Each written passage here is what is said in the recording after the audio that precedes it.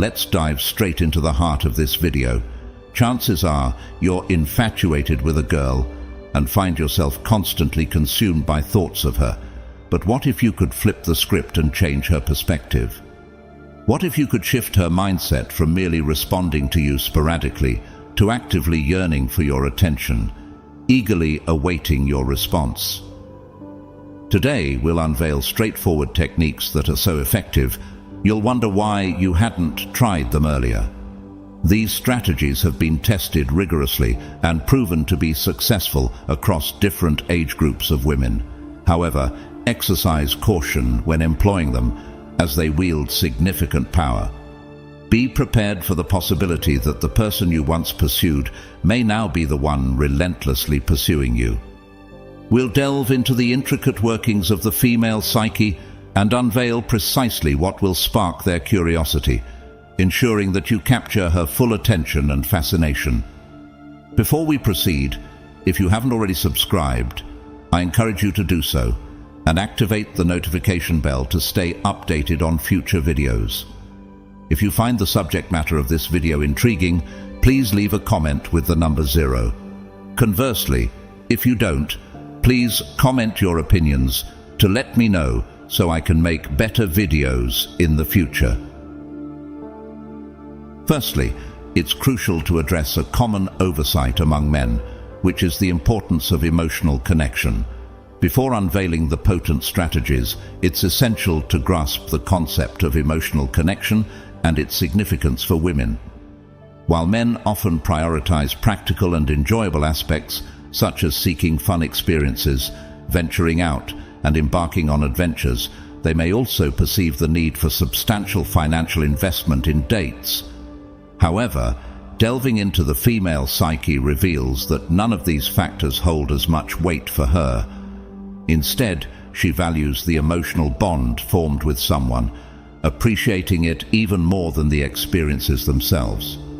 However, it's crucial that you take the lead in establishing the emotional bond, becoming the person she confides in about her emotional experiences and specific feelings. Essentially, any emotional connection, whether positive or negative, will lead to a level of fixation that surpasses the allure of mere adventure and fun that you may try to present. Creating this emotional bond is surprisingly straightforward. You can foster this connection by directing your interactions towards evoking her emotions towards you. It's important to note that this doesn't mean you should allow her to unload all her problems onto you. Instead, you should be the one to evoke emotions that she wants to share with someone else. The stereotype of the bad boy that we encounter frequently serves as an excellent example of this. Typically, the bad boy draws a woman in before creating distance. He often acts inconsistently after making promises, leading to both disappointment and an emotional reaction from her. While you shouldn't necessarily emulate the bad boy persona, evoking some sort of emotional response from her, whether positive or negative, will undoubtedly make her think about you more often.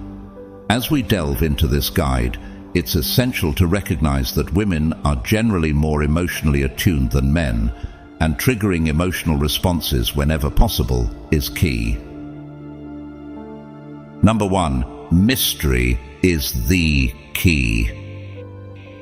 You've likely seen at least one of the Batman movies and observed how Batman cultivates an aura of mystery around himself. Our minds are inherently curious, always seeking answers. Bruce Wayne, for instance, refrains from divulging too much about himself. He rarely discloses anything beyond his lavish lifestyle, leaving little room for women to discern his personal life. This enigmatic quality captivates them, enticing them to spend more time with him in hopes of unraveling his secrets. While we may not possess Batman's life or death secrets, we can emulate his mysterious allure, which isn't as difficult as it seems. One effective strategy is to speak less, especially about oneself. There's no need to unveil every aspect of your personality, social life, or hobbies to a woman.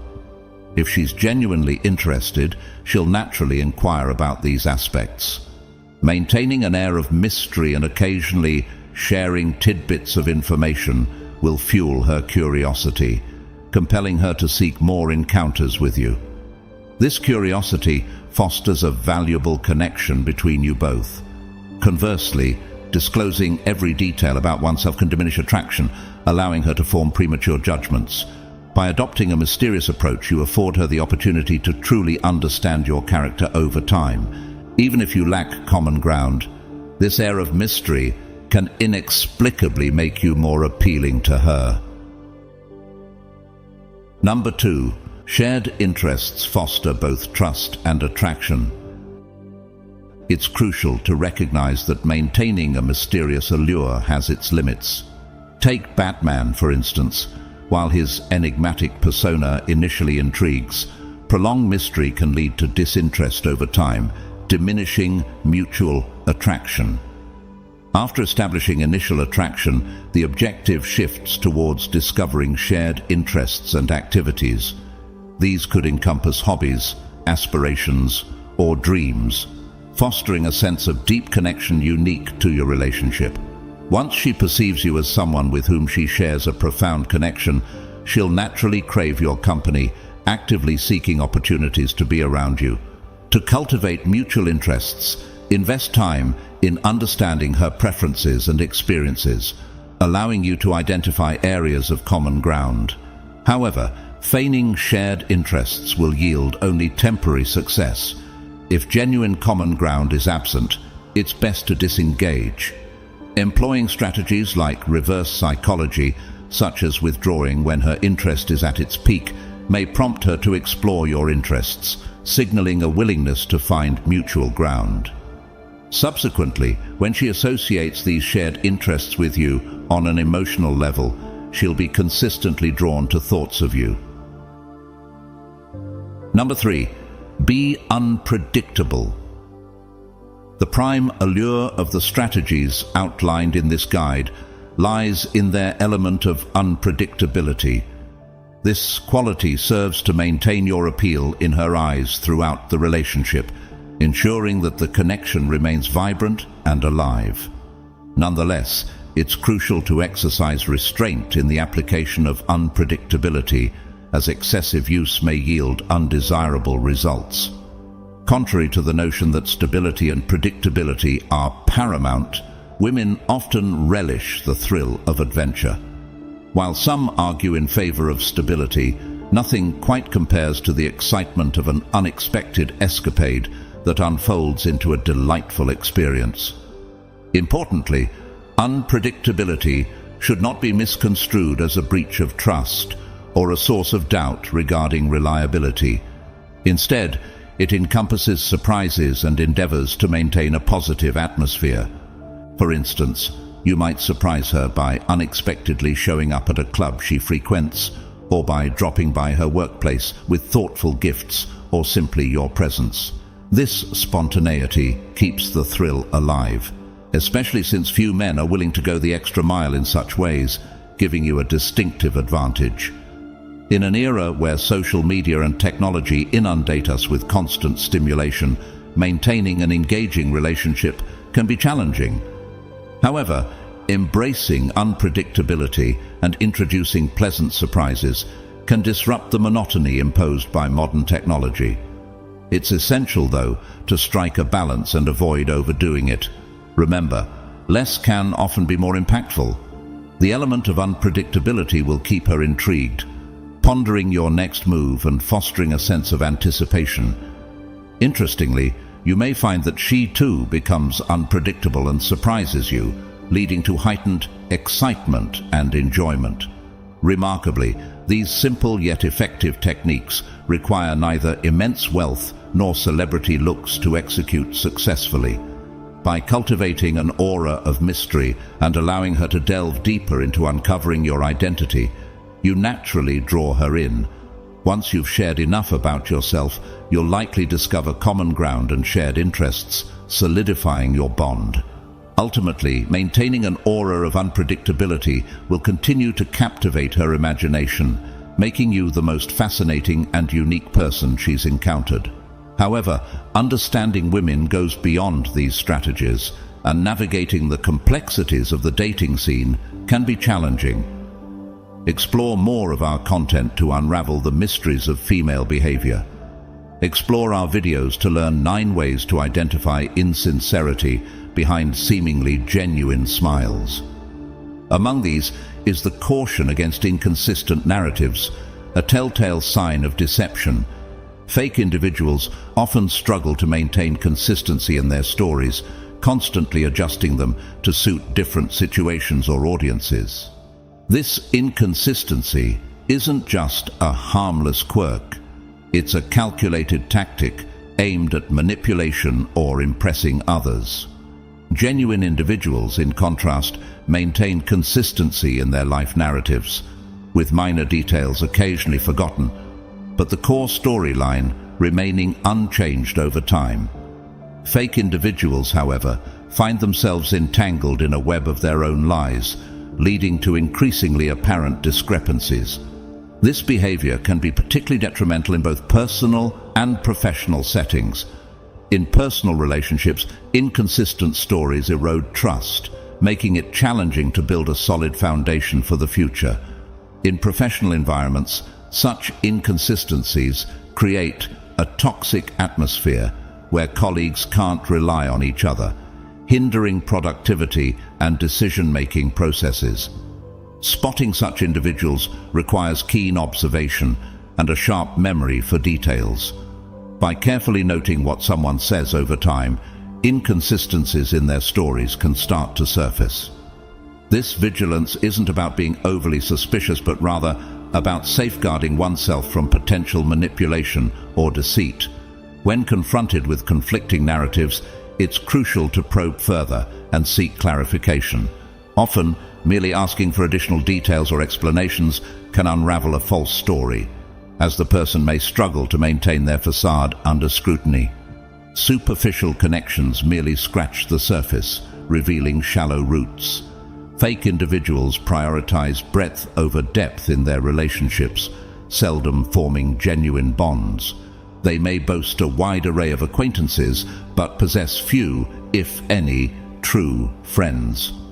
Their interactions revolve around what others can offer them, rather than mutual respect or genuine affection. Shallow connections serve as a strategy, allowing them to navigate social circles without committing to anyone fully.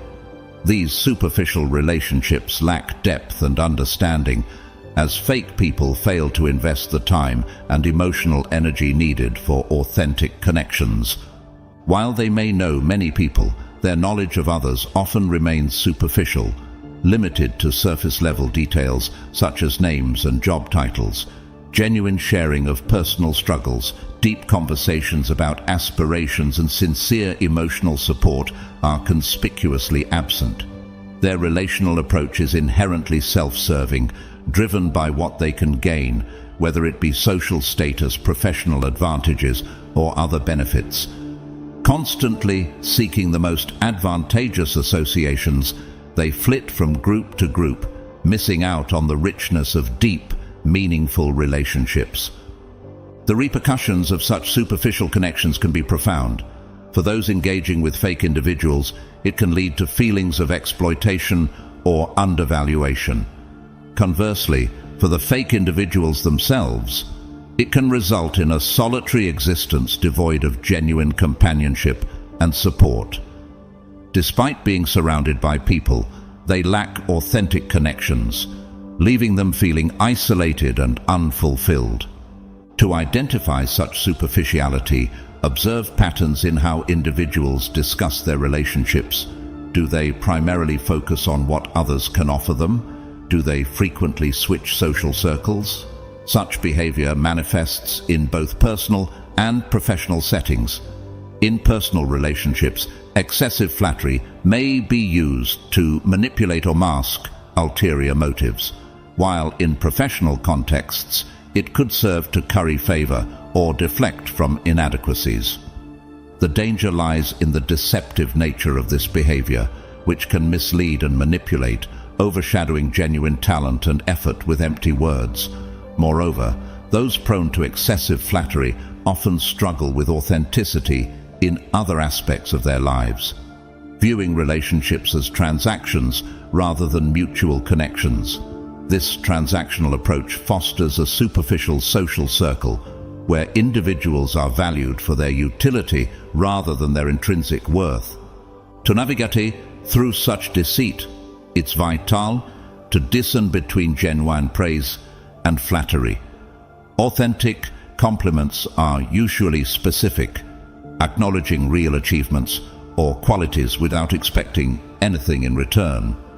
Conversely, flattery often feels generic, exaggerated, or disconnected from actual accomplishments. Recognizing these distinctions can aid in identifying individuals who employ excessive flattery as a manipulative tactic. 4. The importance of empathy. A healthy relationship requires many qualities in order to blossom and grow. Virtues like respect and trust are critical in providing a solid foundation in a relationship, but empathy is essential in forming that deeper connection between you and your significant other. One study shows that the perception of feeling understood or being shown empathy is a key component of satisfaction in romantic partnerships. Researchers propose that having someone understanding our feelings allows us to better acknowledge these emotions and enables us to ultimately live more satisfying lives. Empathy is the experience of understanding another person's condition from their perspective. This can also be thought of as perspective taking, or envisioning how someone else is feeling in a given situation. The cognitive and emotional aspects of a person are both involved in empathy. Affective empathy refers to the emotional response that is elicited by experiencing someone else's sentiments, whereas cognitive empathy refers to the logical understanding of another person's emotions and perspective. It entails recognizing and truly sharing in the happiness, suffering, or anguish of the other person. Individuals are able to see beyond their own perspectives through the development of empathy, which helps bridge the gap between various points of view and fosters a greater relationship with other people. Every relationship contains the potential for friction at some point. Empathy, on the other hand, has the potential to radically alter how conflicts are addressed and resolved.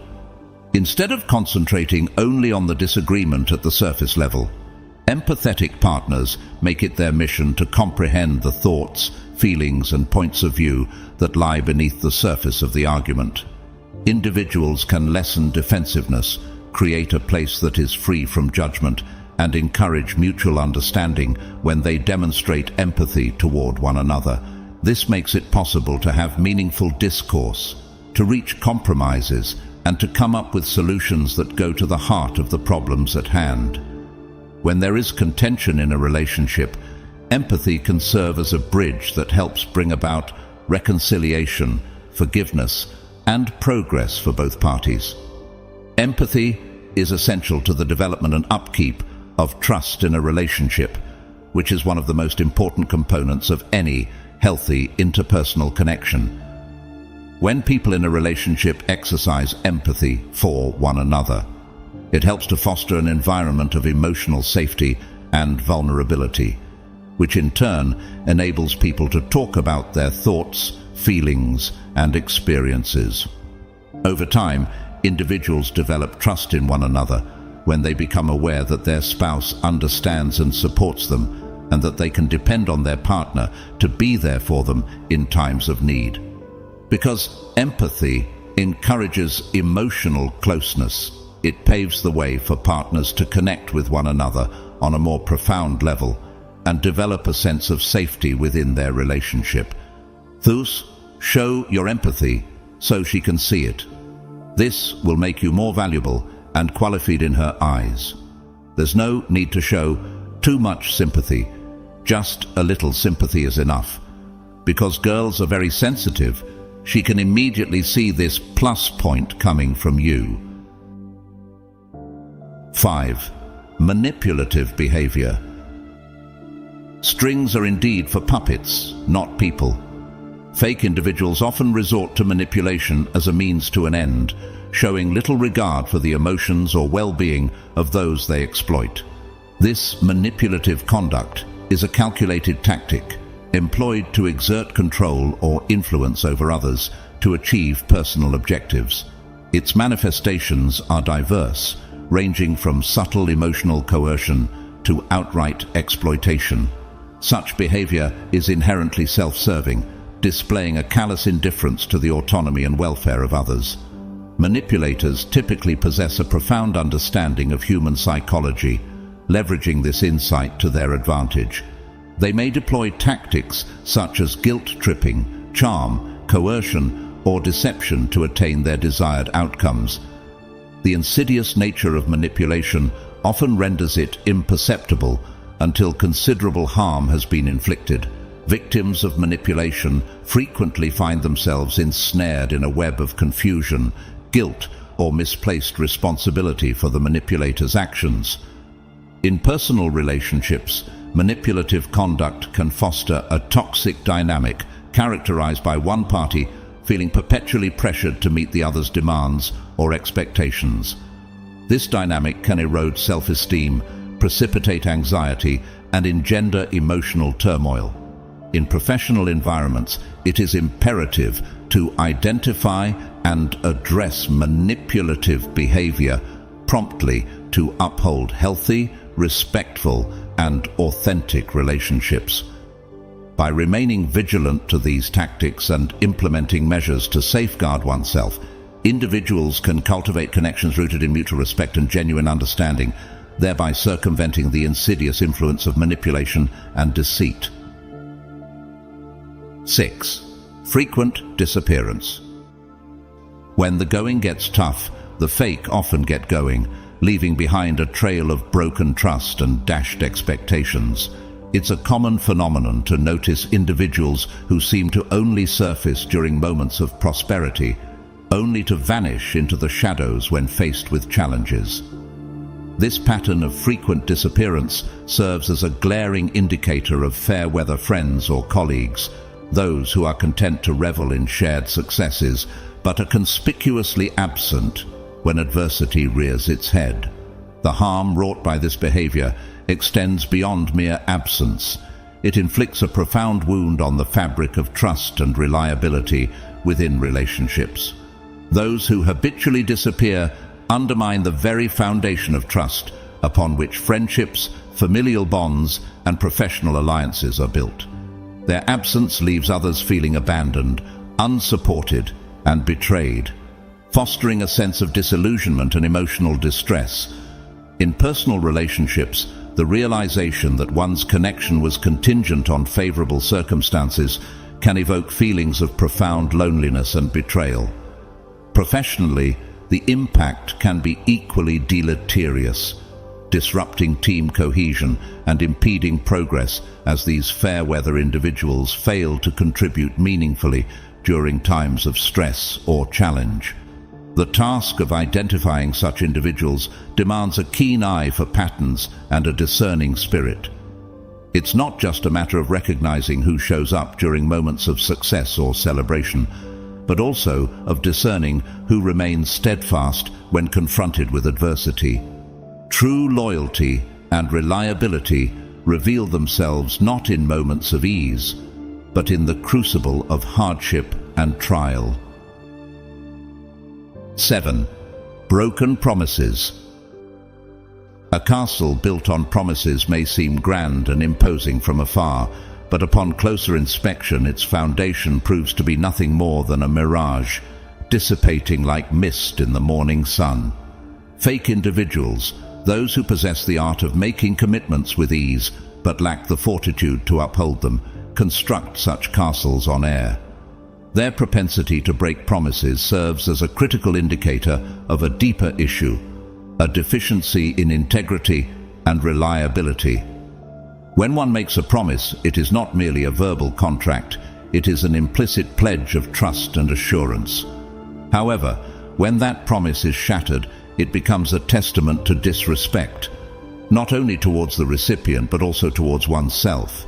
It is an act that chips away at the bedrock of trust, leaving behind fissures that undermine the very fabric of relationships, be they personal or professional. The repercussions of broken promises extend far beyond the immediate disappointment or inconvenience they cause.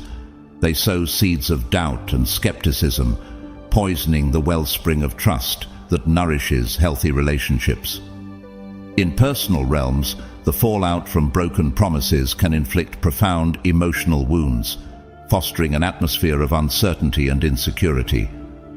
The reliability of the individual is called into question, casting shadows of doubt over every future commitment they make. In professional domains where reputation and credibility are currency, the impact can be even more pronounced.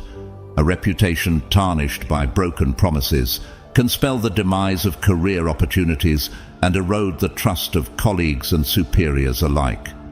In a landscape where one's word is tantamount to currency, those who fail to honor their commitments find themselves bankrupt in the currency of trust.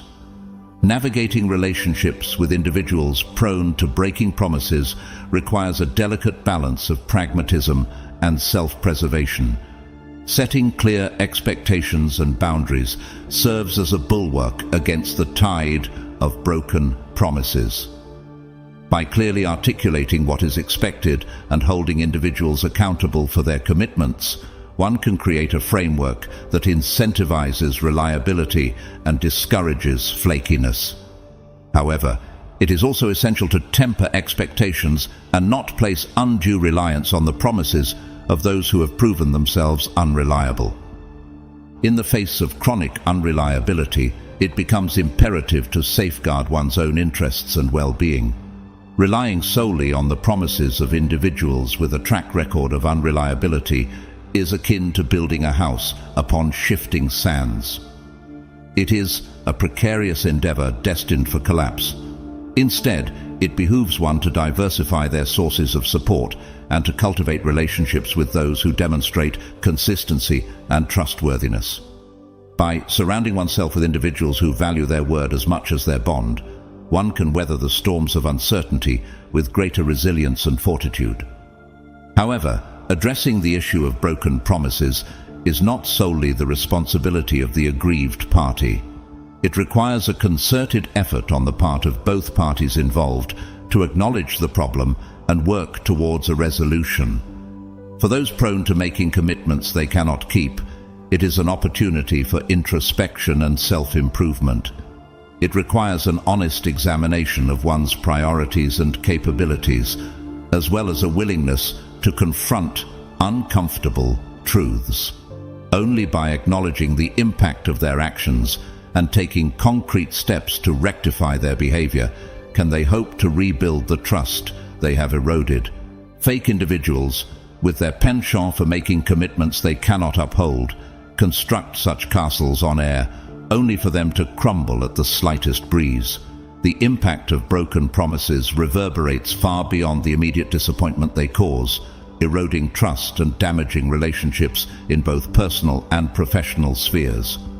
Navigating relationships with individuals prone to breaking promises requires a combination of clear communication, setting boundaries, and safeguarding one's own well-being. Ultimately, addressing the issue of broken promises requires a collective effort to acknowledge the problem and work towards a resolution that restores trust and integrity. 8. Excessive self-promotion. In their realm, the spotlight remains perpetually illuminated, characterized by self-absorption and an insatiable appetite for attention. Counterfeit individuals frequently embellish their accomplishments.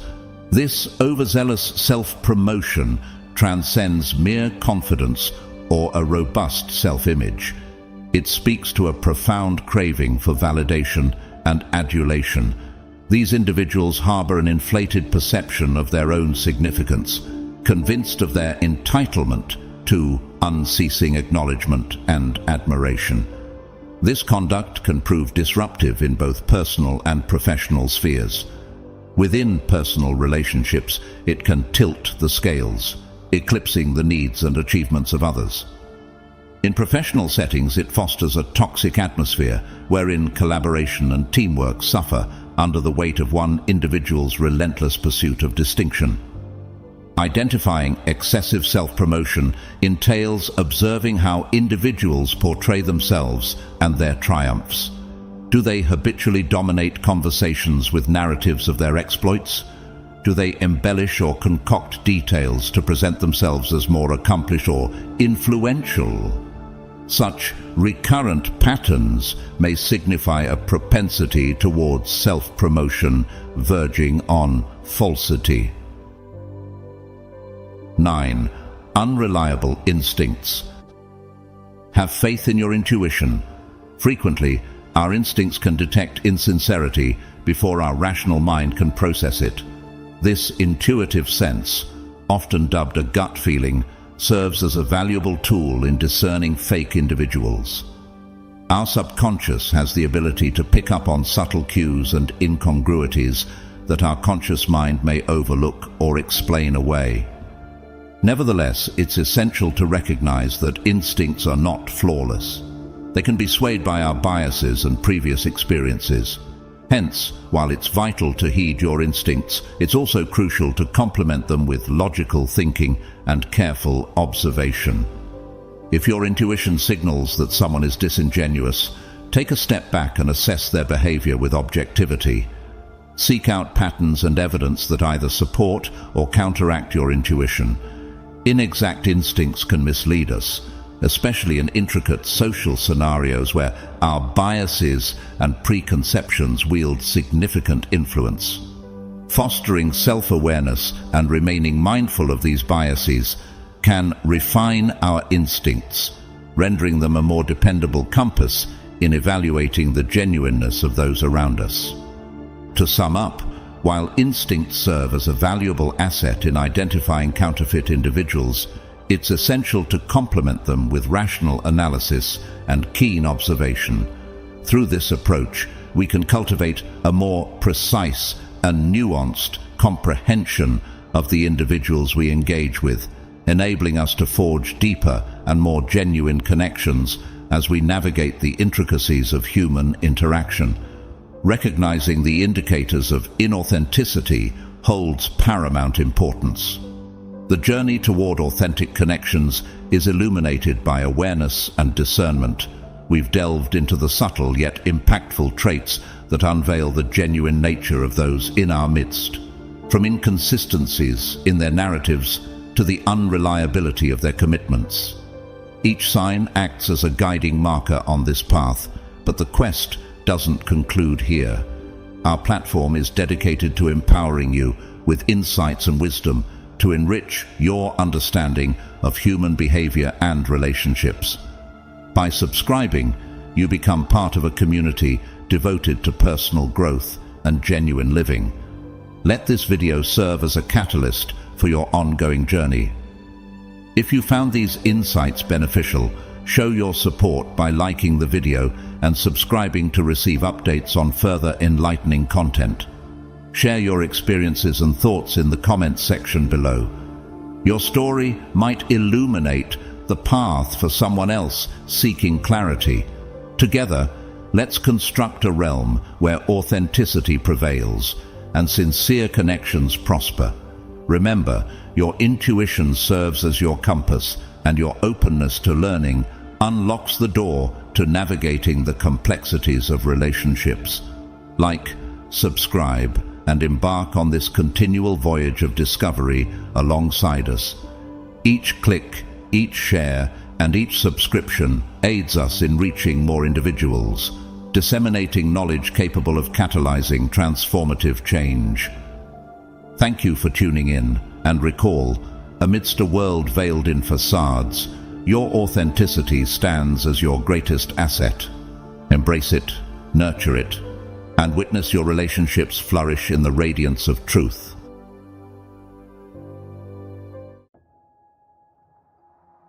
All of us are flawed.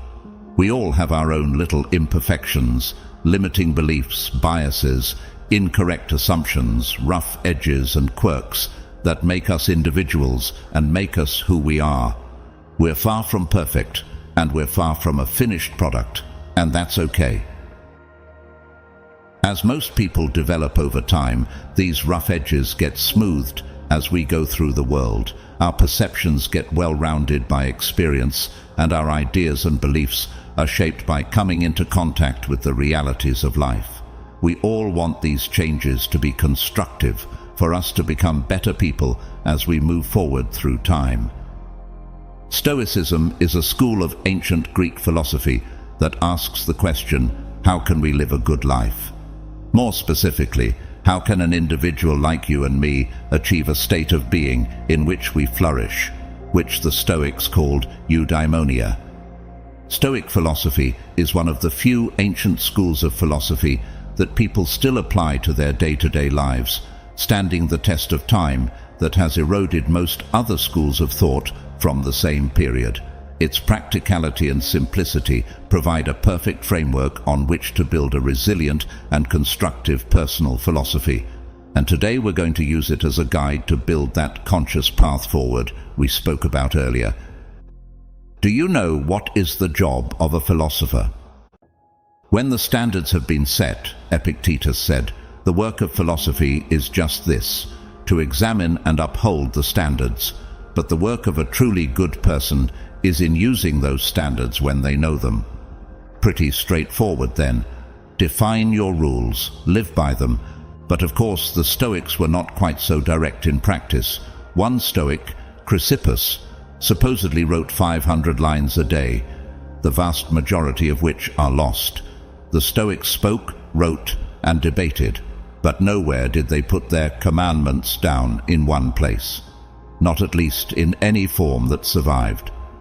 Having thought about this and trying to get them all straight for my own practice, here are 40 rules from the Stoics, gathered from their immense body of work across 2,000 years. These rules functioned, then, as now, as guides to what the ancients called the good life. Hopefully, some of them will illuminate your own path. 1. Focus on what you can control. The chief task in life is simply this, to identify and separate matters so that I can say clearly to myself which are externals not under my control and which have to do with the choices I actually control. Epictetus. The single most important practice in Stoic philosophy is differentiating between what we can change and what we can't, what we have influence over and what we do not. What does this look like in practice? Sports are a good example. An athlete can't control if the other team cheats or if the refs always get the calls right. They can't control if people in the media know what they are talking about or if they stake out positions just to be controversial or contrarian. They can't control the weather or the conditions on the field. So what does that leave? One thing, their own performance. As Marcus Aurelius would say, it doesn't matter what other people say or think, it only matters what you do. You control how you play. Not whether you win, you control how you play.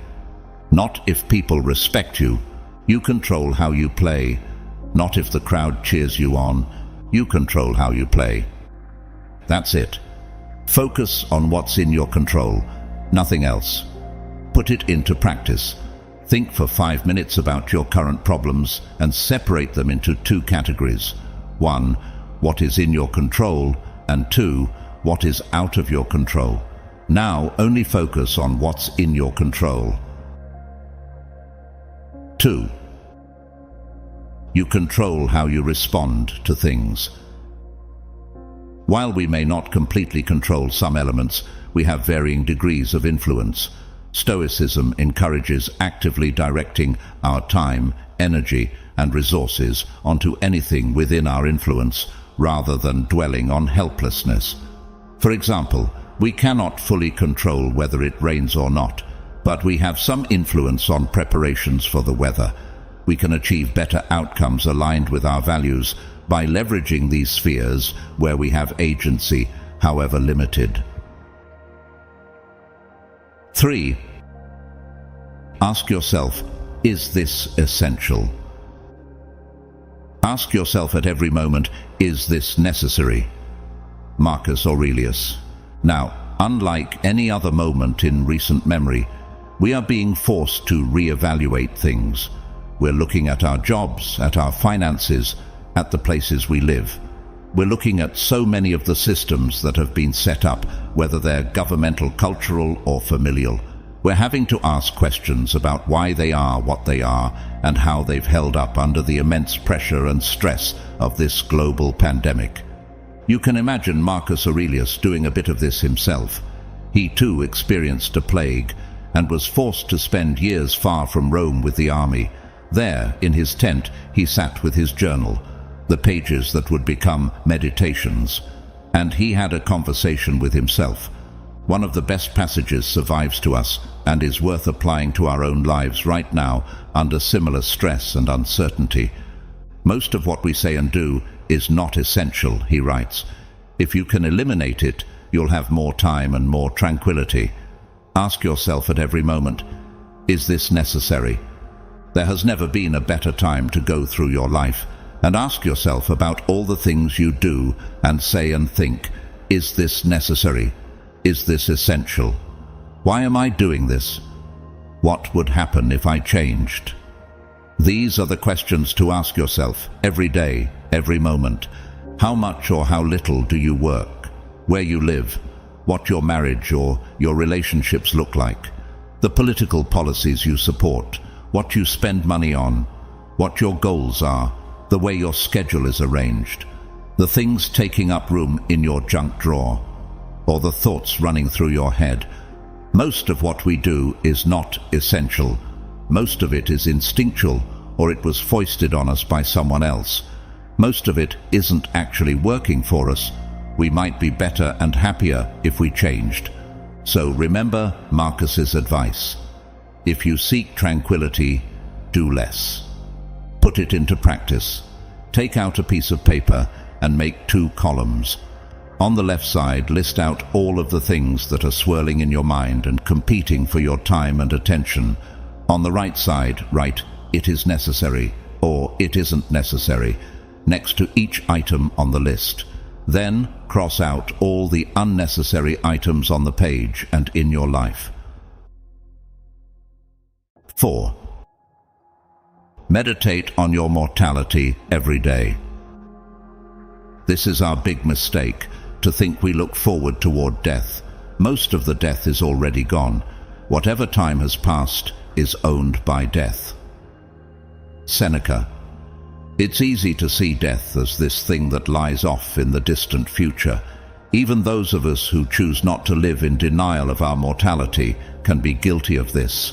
We think of dying as an event that happens to us.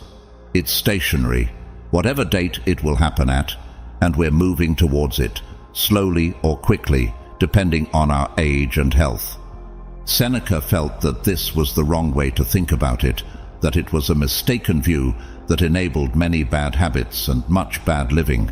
Instead, he said, death was a process. It was happening to us right now. We are dying every day, he said.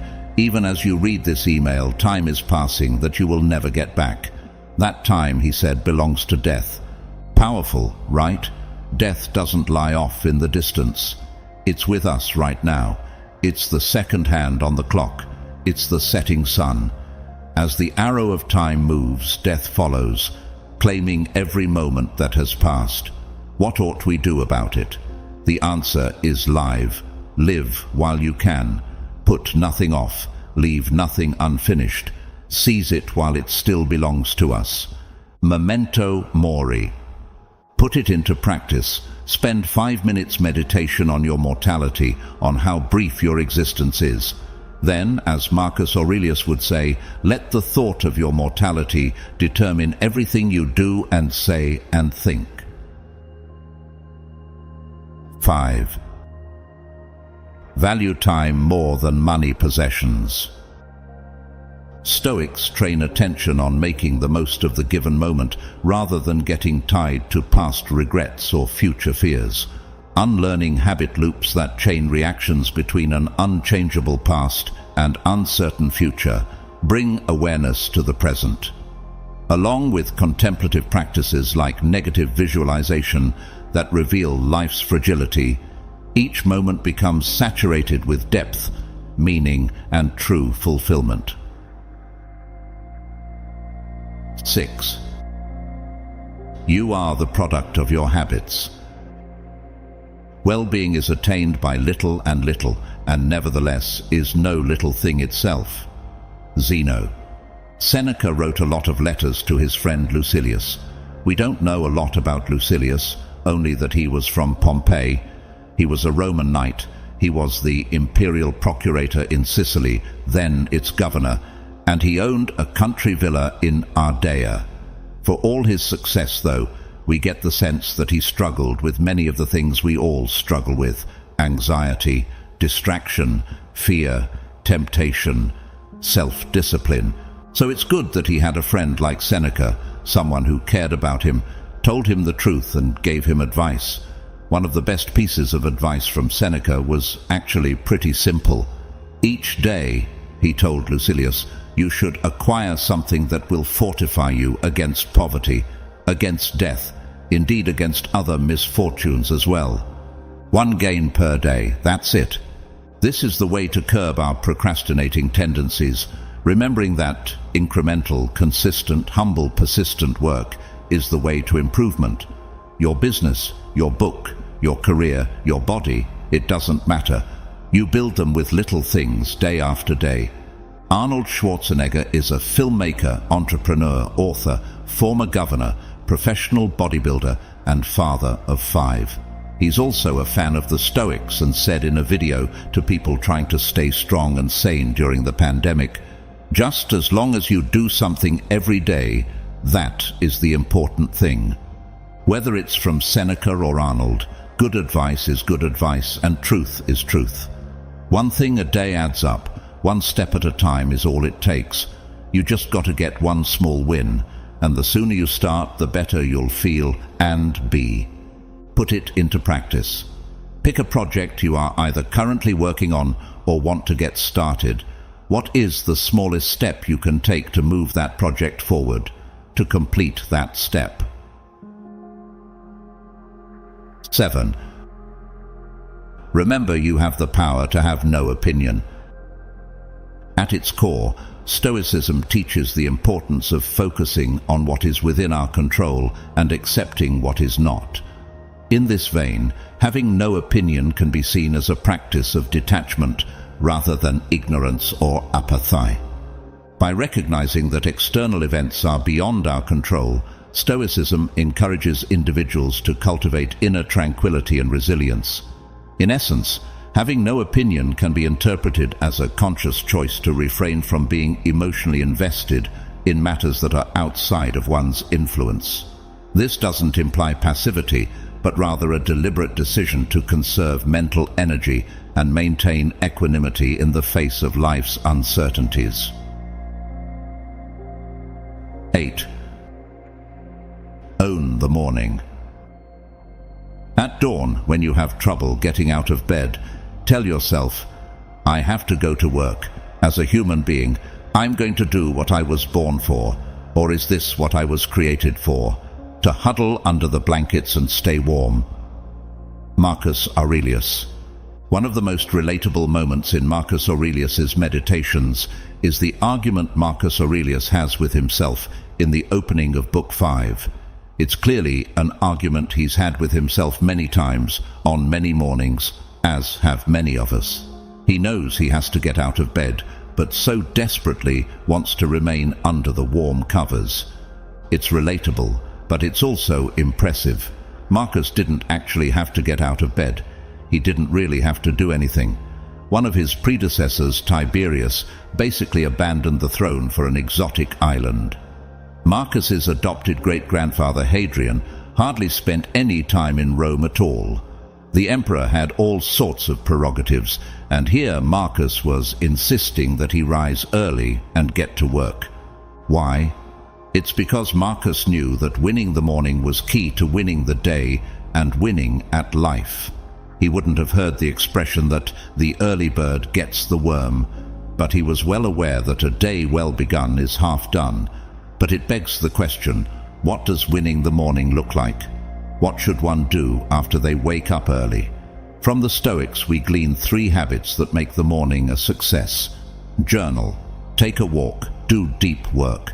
Let's look at each of those individually. Journal, take a walk, do deep work. 9. Put yourself up for review. Interrogate yourself.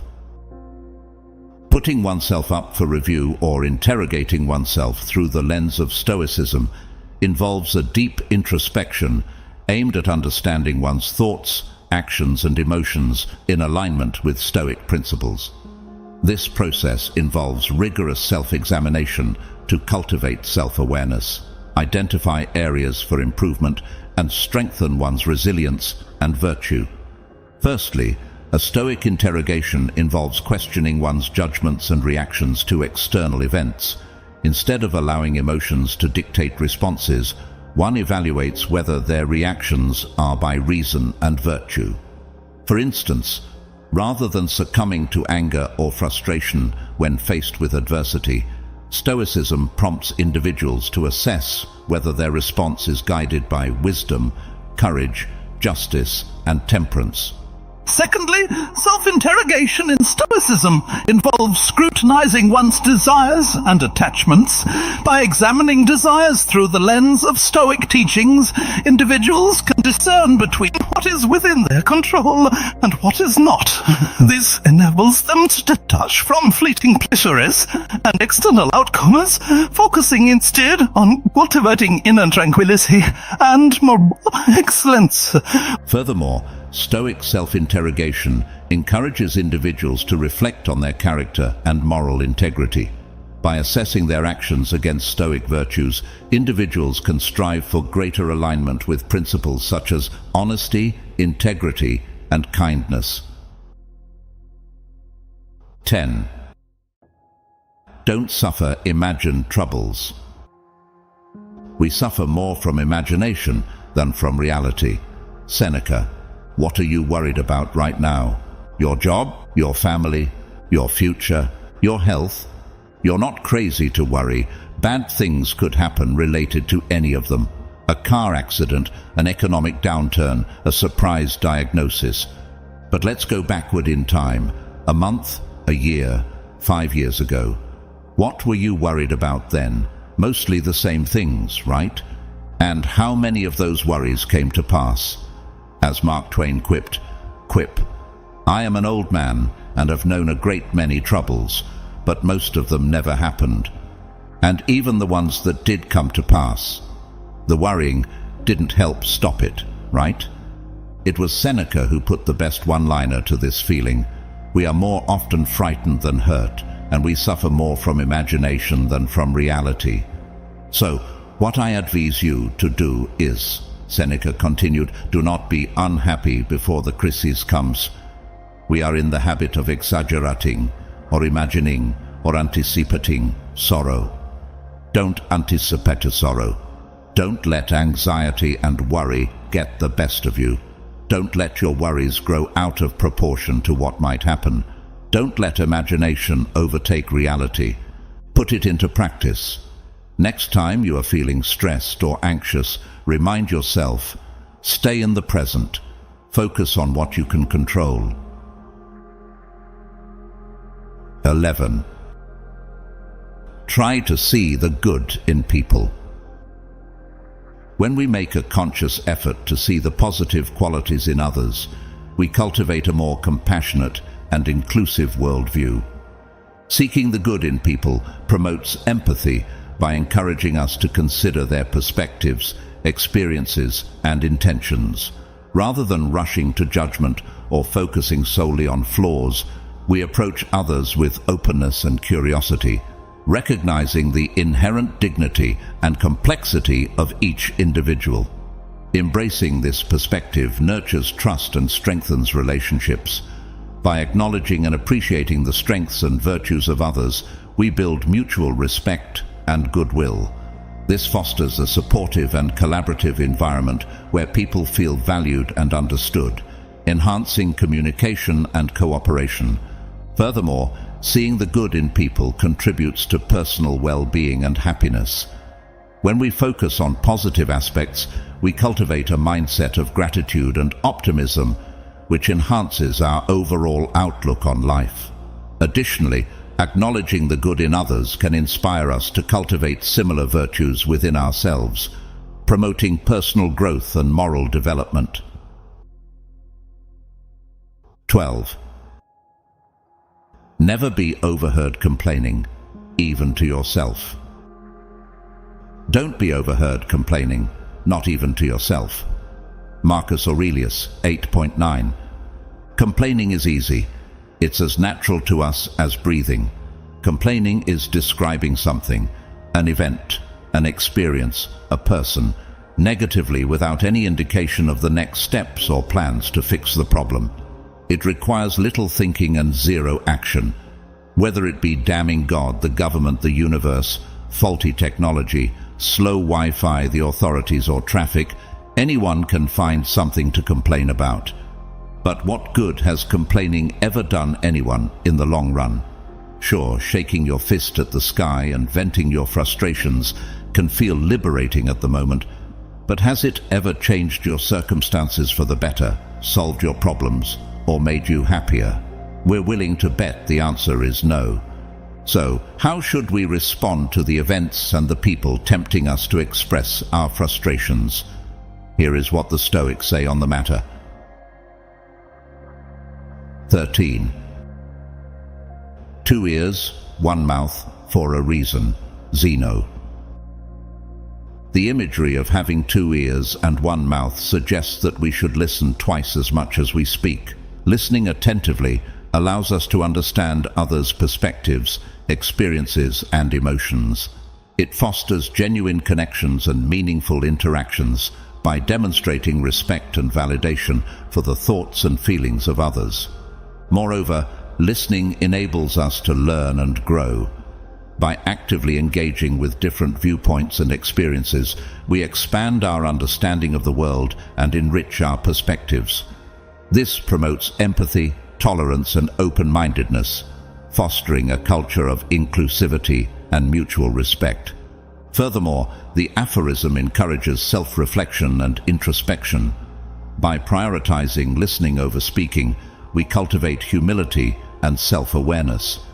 We become more attuned to our own biases, assumptions, and limitations, fostering personal growth and development.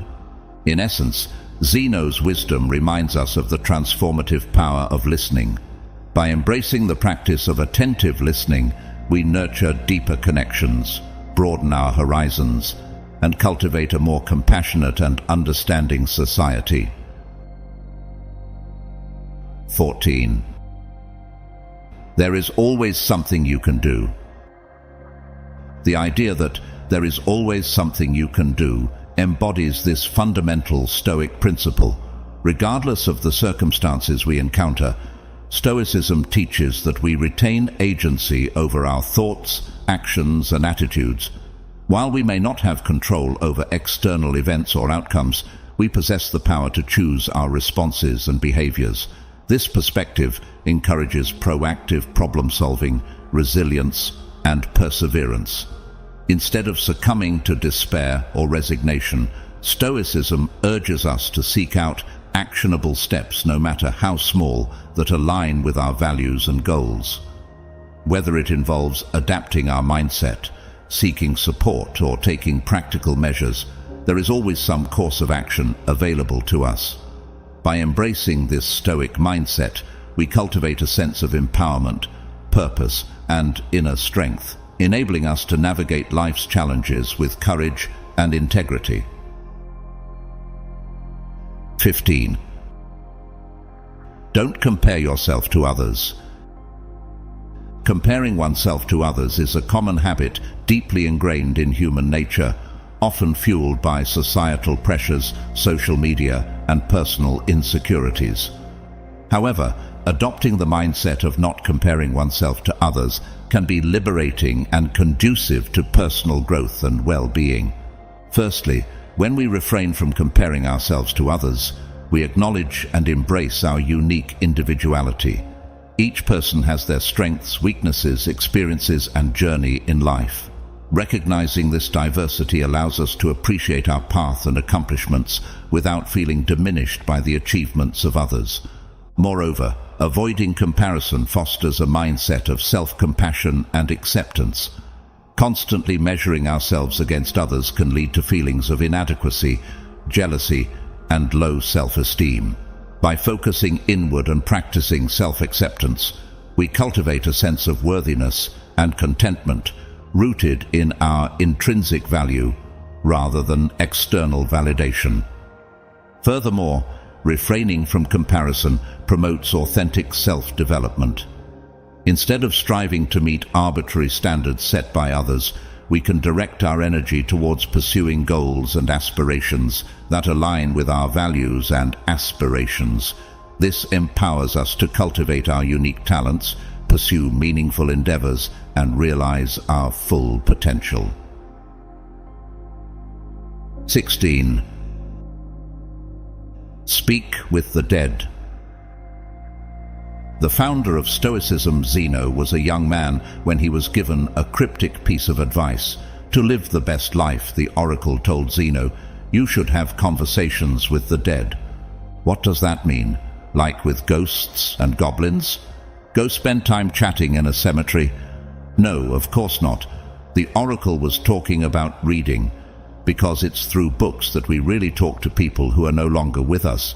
Their bodies may be rotting in the ground or long since turned to dust, but in the pages of a book, they are alive and well. Harry Truman was one of the greatest readers to ever occupy the White House.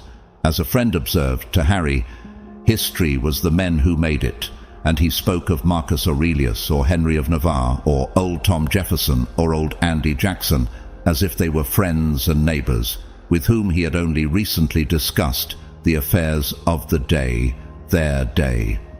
When Truman said that not all readers are leaders, but all leaders are readers, we felt like he was talking to us. We built our daily Stoic Read to Lead challenge around that piece of advice from him, as if he was still here, not dead for nearly 50 years. That's the beauty and the power of books. They can bring the past to life, and they can annex, as Seneca said, all ages into your own. You can put yourself in the same room as Lincoln. You can chat with Shakespeare. You can be inspired by Portia Cato. To do this isn't scary, in fact, it's the opposite. It's incredibly reassuring because it means you have permanent access to the wisest men and women who ever lived. It's also an incredible opportunity to learn, to ask questions, to be taught. If there is anything at all scary about this, it's that millions of people decline to do this every day, day after day, for the balance of their natural lives. They reject this superpower. They decide to be illiterate. They ignore the deed, choosing to listen to the chattering voices on their television and their Twitter feed. Be smart, be brave, and talk to the dead. Put it into practice. Read for 30 minutes today and every day. 17. The best revenge is not to be like that. Marcus Aurelius. Marcus Aurelius encapsulates a profound truth in his statement, "The best revenge is not to be like that." This philosophy embodies the Stoic principle of responding to adversity with wisdom and virtue, rather than succumbing to vengeful or vindictive impulses.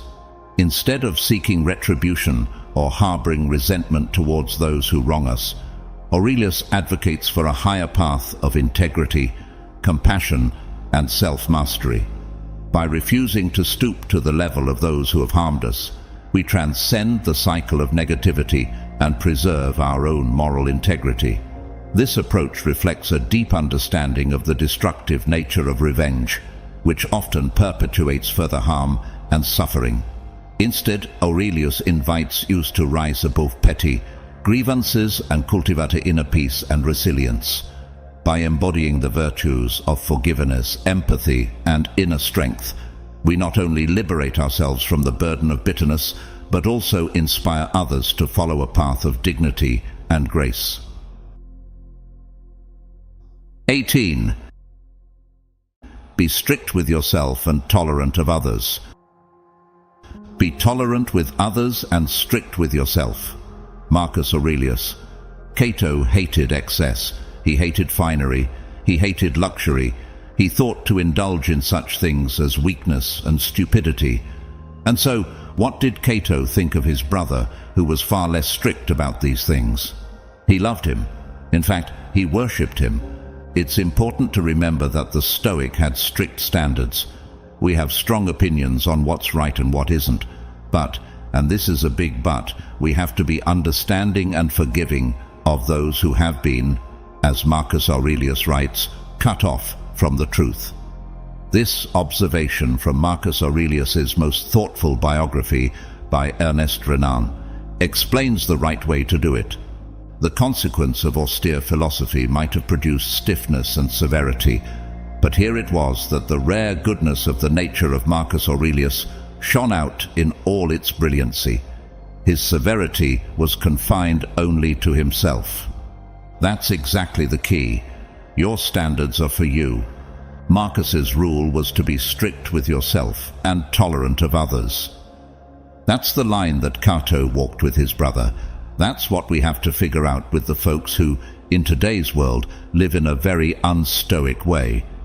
There are consequences for their actions, of course, especially when those actions or choices are unjust. But we don't need to cast them out of our lives or write them off as worthless or awful. We can still engage with them. We can see them at Christmas.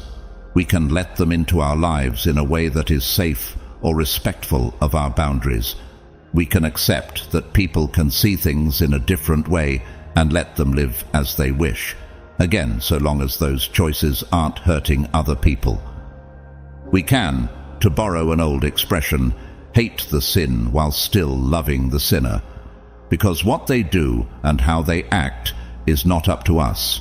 The good we choose to still see in them, that's in our control. Put it into practice.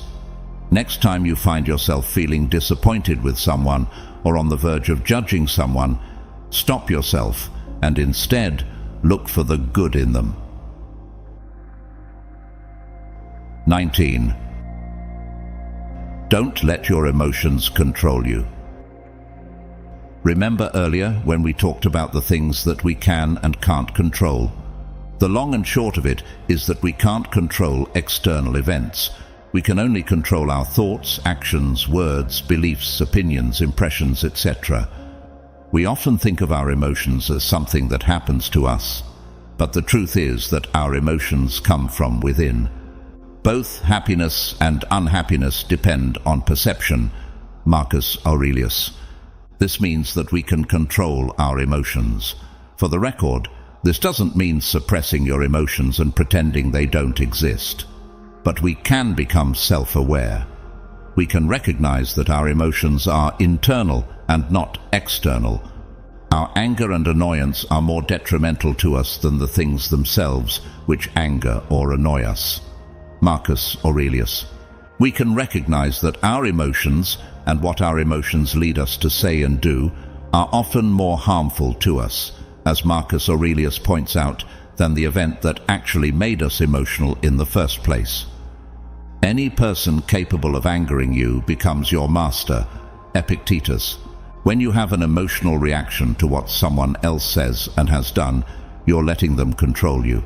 Once you realize that you don't have to let your emotions control you, you can radically change your day-to-day experience. 20. Make beautiful choices. If your choices are beautiful, so too will you be. Epictetus. Epictetus said that the root of beauty was beautiful choices. He was talking less of physical beauty, one imagines, than of true beautiful human behavior, but actually it applies to both. A stunning woman whose looks are the result of her vanity and self-obsession will be rather unattractive when you get to know her. A man with strapping muscles acquired through steroids and a neglect of all other concerns is not really that impressive. Beauty, then, is difficult to separate from the intention, the choices which create it. So, if you'd like to look better, That gives you a good place to start, in your choices, but also in your motivations and intentions. It's the decision to get out of bed early and go for a run, so you can be around to see your children grow up, not so you can look good in the mirror. Do your makeup because it gives you confidence. The ritual of applying it is some quiet time to yourself, not to cover up your flaws. Hire a trainer because you want to learn the discipline of weightlifting or boxing, not because you just want someone to tell you what to do. Remember, the Stoics tried to separate what was up to us and what wasn't. Things can get between you and your goal, of course, but nothing can stop you from getting started. Nothing can stop you from making a beautiful choice for yourself today. Put it into practice. Every time you are faced with a choice today, between walking the 15 minutes or taking an Uber, between picking up the phone to have the difficult conversation or leaving it to an email, between taking responsibility or hoping it goes unnoticed, choose the more difficult option, the option that challenges you the most. 21. Focus on process, not outcomes. Focusing on process, not outcomes, is a fundamental principle that lies at the heart of Stoic philosophy, emphasizing the importance of directing our attention and efforts towards actions within our control rather than fixating on external results. By shifting our focus from the end goal to the steps we take along the way, we cultivate a mindset rooted in resilience, mindfulness, and virtue. In embracing this approach, we acknowledge the inherent unpredictability of life and relinquish attachment to specific outcomes, recognizing that our true power lies in how we engage with the present moment. By prioritizing the process, we foster a sense of purpose, mastery, and fulfillment in our endeavors, irrespective of the eventual outcome.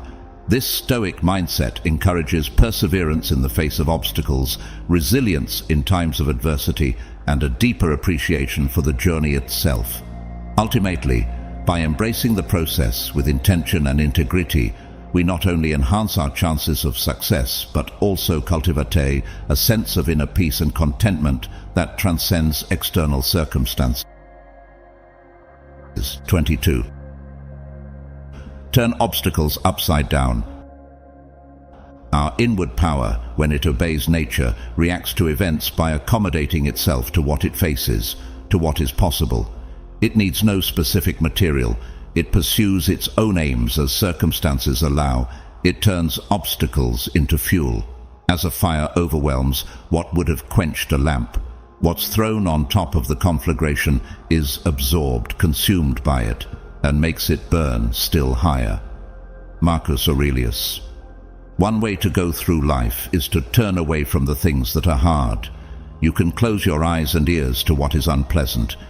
You can take the easy way, foregoing difficulty whenever possible. The other way is the Stoic way. It entails not only not avoiding hardship, but actively seeking it out.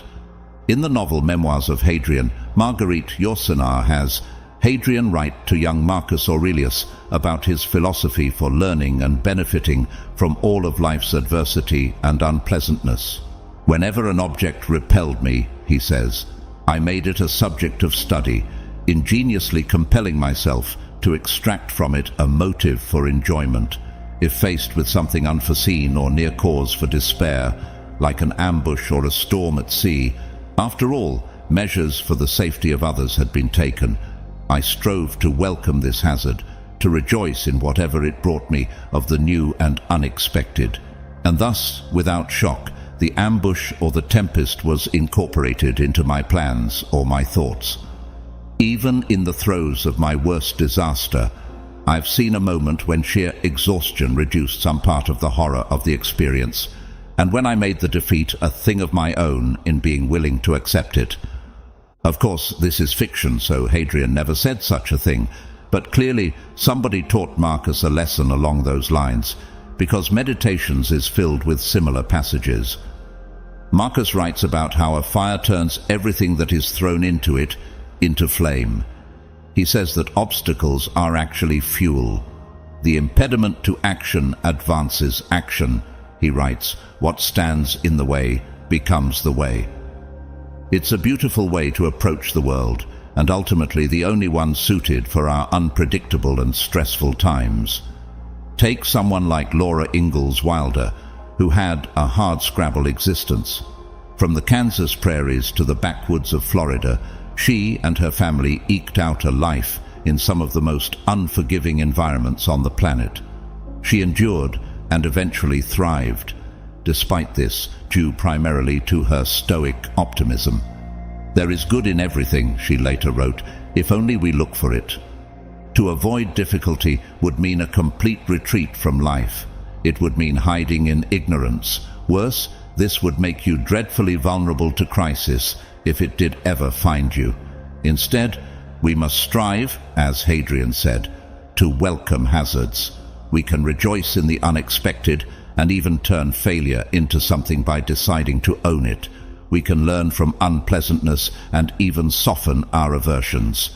This will not be easy, but that's fitting, isn't it? We are not naturally attracted to obstacles, which is precisely why we must work on finding out how to like them. This is the way. Put it into practice. Face today in the spirit of Laura Ingalls Wilder. Look for the good in everything. 23. Find a way to love everything that happens. Amor fati. Do not seek to have events happen as you want them, but instead want them to happen, and your life will go well. Epictetus. The great German philosopher Friedrich Nietzsche would describe his formula for human greatness as amor fati, a love of fate. That one wants nothing to be different, not forward, not backward, not in all eternity, not merely bear what is necessary, still less conceal it, but love it. The Stoics were not only familiar with this attitude, but they embraced it. 2,000 years earlier, Marcus Aurelius would say, "A blazing fire makes flame and brightness out of everything that is thrown into it." Stuff goes wrong. It's a fact of life. As Seneca said, fortune behaves just as she pleases. His own life was proof of that.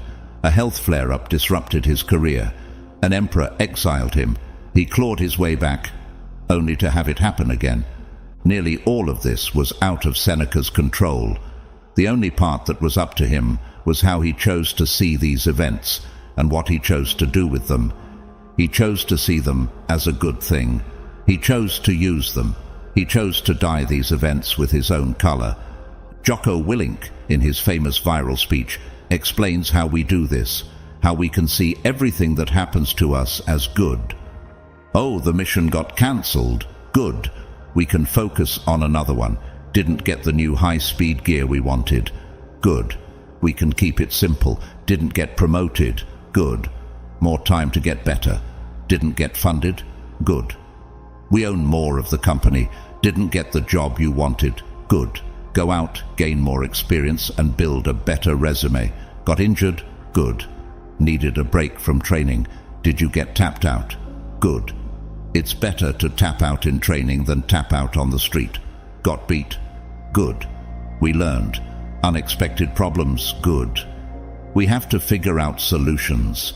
This is a Stoic prescription. This is the Stoic prescription. It's also the prescription for leadership, entrepreneurship, for resiliency. Life throws stuff at you. You are the one who decides to lay down and let it bury you, or to make hay out of it. You are the one who decides whether to bury your head in the sand and hope it goes away, or to look it square in the eye, as bad as it is, and say, good. These are your choices, and choosing rightly, choosing to see the bad things as ultimately good, is all you can do. It's what you must do, because people are depending on you, because you believe in your ability to make it good, because you have but one life to live. Amor fati. Put it into practice. Today, whenever something bad happens, respond to it with good, and then see how you can turn it into a positive. 24. Seek out challenges. Seeking out challenges is a cornerstone of personal growth and resilience, reflecting a mindset deeply rooted in Stoic philosophy.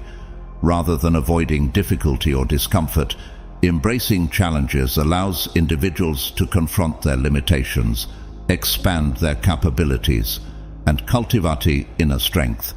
In the Stoic tradition, challenges are viewed as opportunities for growth and self-discovery, providing a pathway to greater wisdom and virtue. By willingly engaging with adversity, individuals develop resilience, perseverance, and courage, qualities essential for navigating life's inevitable ups and downs. Moreover, confronting challenges fosters a sense of empowerment and agency, as individuals recognize their capacity to overcome obstacles and shape their own destinies. Instead of shying away from difficulty, Stoicism encourages us to embrace challenges as catalysts for personal transformation, enabling us to unlock our full potential and lead lives of purpose and fulfillment. 25. Don't follow the mob. Don't follow the mob serves as a potent reminder within Stoic philosophy to maintain the autonomy of thought and action, resisting the influence of societal pressures and conformity. In a world often driven by herd mentality and external validation, Stoicism emphasizes the importance of independent judgment and moral integrity. Rather than blindly conforming to prevailing opinions or trends, individuals are encouraged to cultivate their own principles, values, and beliefs based on reason and virtue. By resisting the pull of the crowd, individuals retain the freedom to pursue their own path, make decisions aligned with their conscience, and uphold their sense of dignity and authenticity. Moreover, eschewing the herd mentality fosters resilience and inner peace, as individuals are liberated from the anxieties and insecurities that accompany social comparison and approval-seeking behavior. In embracing the Stoic admonition to not follow the mob, individuals assert their autonomy and embrace the responsibility to live according to their own moral compass, regardless of external pressures or expectations. 26. Grab the smooth handle. Grab the smooth handle is a metaphorical concept within Stoic philosophy that encourages individuals to focus on what is within their control and accept what is not, just as one would grasp the smooth handle of a tool. Stoicism teaches us to direct our efforts towards actions and decisions that are within our power to influence, while letting go of concerns beyond our control. This principle underscores the importance of rationality, resilience, and emotional mastery in navigating life's challenges. By concentrating on our own thoughts, behaviors, and attitudes, rather than being consumed by external circumstances, we cultivate a sense of inner tranquility and agency. Embracing the smooth handle empowers us to respond to adversity with equanimity and wisdom, recognizing that our true strength lies in how we choose to engage with the present moment. In essence, by seizing the smooth handle, we embody the essence of Stoic philosophy, finding liberation and peace amidst the unpredictability of life's circumstances. 27. Every person is an opportunity for kindness. Seneca. Seneca encapsulates a profound truth in his assertion that every person is an opportunity for kindness. This principle speaks to the core of Stoic ethics, emphasizing the importance of compassion, empathy, and altruism in our interactions with others. By viewing each individual as a potential recipient of kindness, we recognize the inherent dignity and worth of every human being, regardless of their background, beliefs, or circumstances. Moreover, Seneca's wisdom reminds us that acts of kindness not only benefit others, but also nourish our own well-being and sense of fulfillment. By extending kindness towards others, we cultivate a deeper connection to our shared humanity and contribute to a more compassionate and harmonious society. Ultimately, Seneca's insight challenges us to embody the virtues of generosity and empathy in our daily lives, recognizing the transformative power of kindness to uplift, heal, and inspire both ourselves and those around us. 28. Say no a lot. The Stoic philosophy advises the practice of saying no, and doing so frequently as a means of maintaining personal integrity, prioritizing what truly matters, and preserving inner tranquility. In a world inundated with distractions, demands, and obligations, the ability to say no empowers individuals to guard their time, energy, and values. By exercising discernment in what they commit to, Stoics avoid spreading themselves too thin and risking the erosion of their well-being and priorities.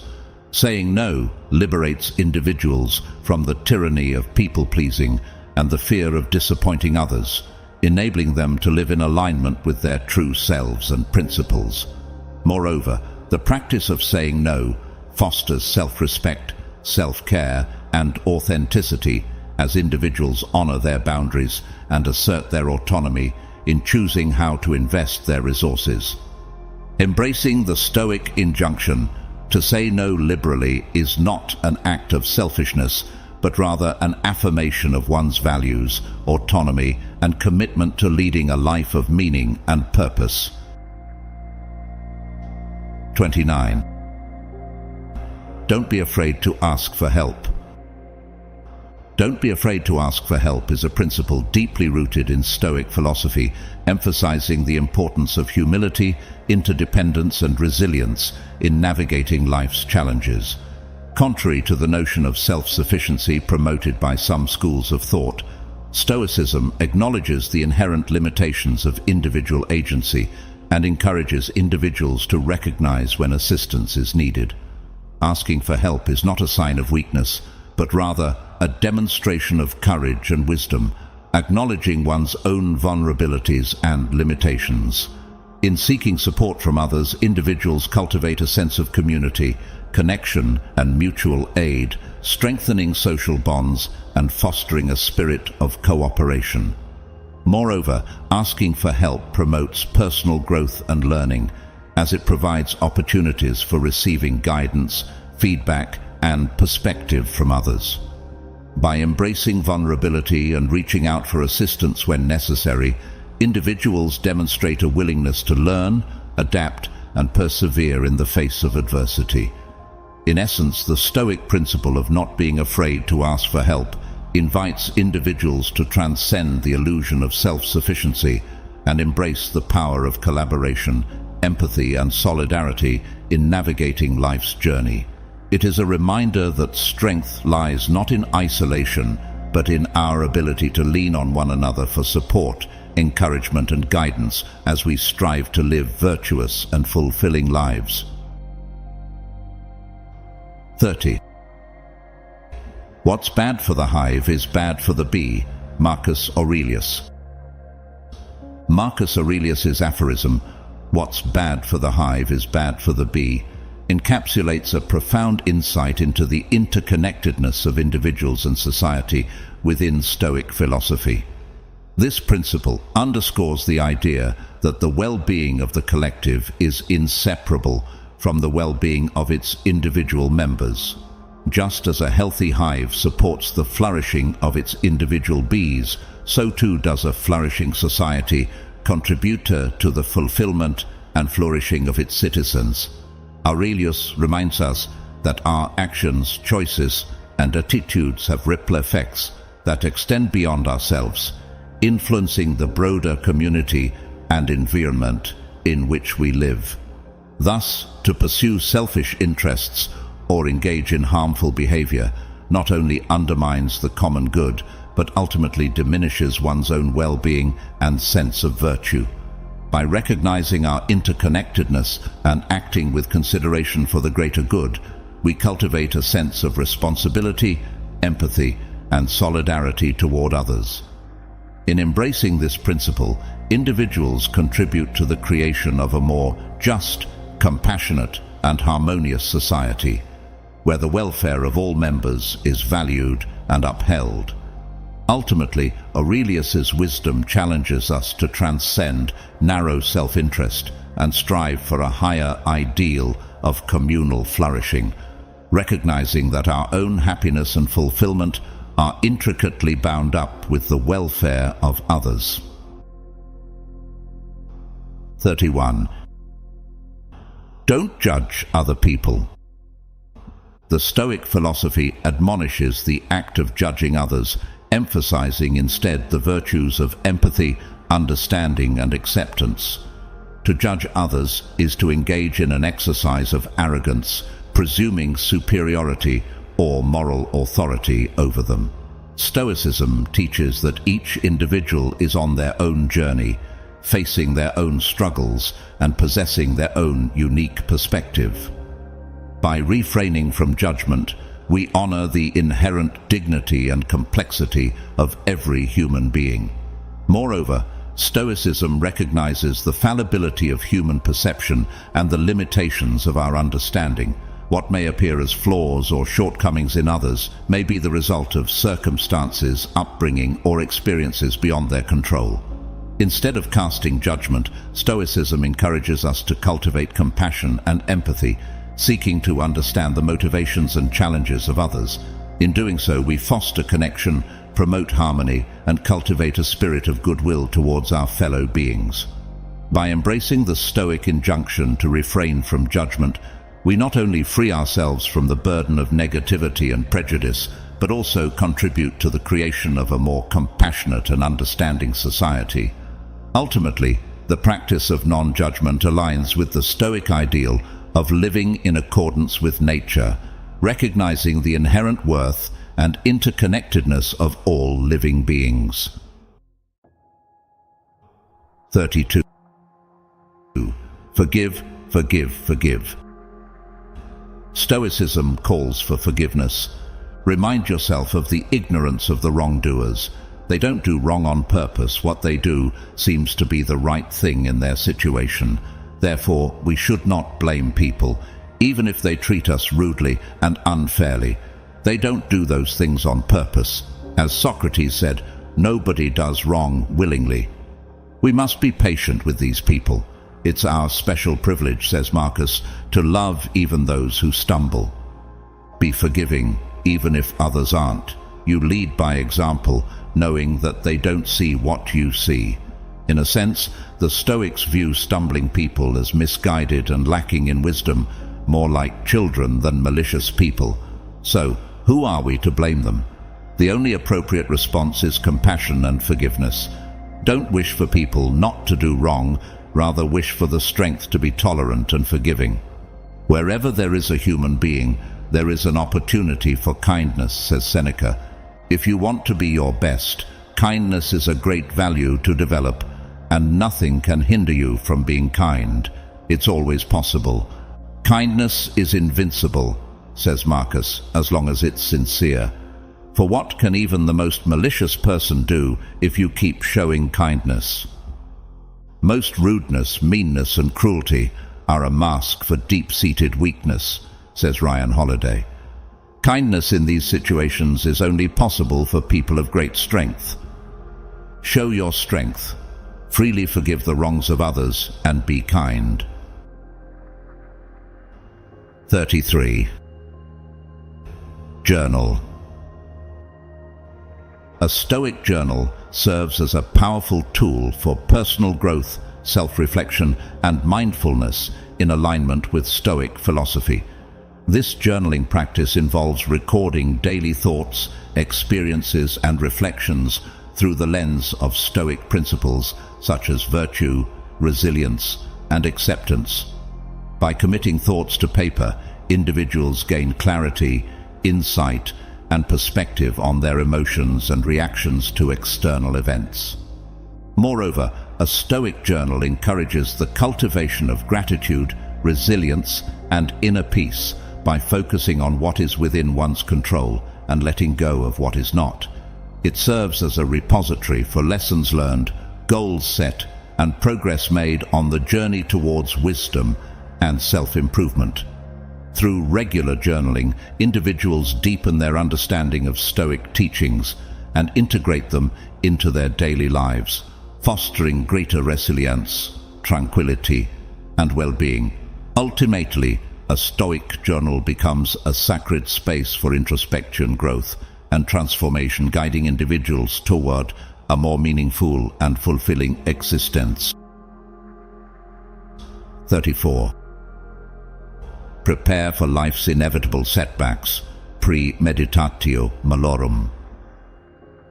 Stoicism offers the concept of premeditatio malorum, or the premeditation of evils, as a powerful tool for preparing oneself to face life's inevitable setbacks. This practice involves anticipating and mentally preparing for the challenges, adversities, and hardships that may arise in the course of one's life.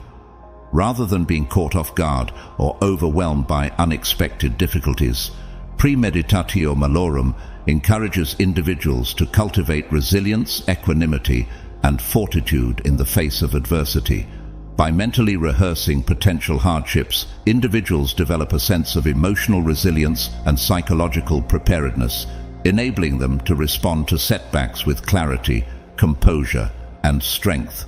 Moreover, premeditatio malorum fosters a mindset of acceptance and adaptability, recognizing that adversity is an inherent part of the human experience. Instead of resisting or avoiding challenges, Stoicism teaches us to embrace them as opportunities for growth, learning, and self-discovery.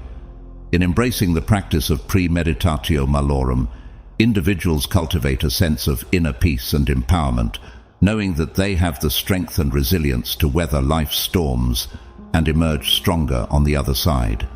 Ultimately, premeditatio malorum serves as a potent reminder of the Stoic principle of living in accordance with nature, accepting the inevitability of adversity, and finding meaning and purpose in the face of life's challenges. 35. Look for the poetry in ordinary things. Stoicism, often associated with rationality and resilience, also encourages individuals to find beauty and meaning in the ordinary moments of life. The Stoic principle of looking for poetry in ordinary things invites us to cultivate a sense of mindfulness, gratitude, and appreciation for the simple pleasures that surround us. By embracing this practice, we learn to see the extraordinary within the mundane, finding solace, inspiration, and wonder in the everyday experiences that often go unnoticed. Whether it's the warmth of sunlight on our skin, the sound of rain tapping against the window, or the sight of a loved one's smile, Stoicism teaches us to savor these moments and find joy in the present.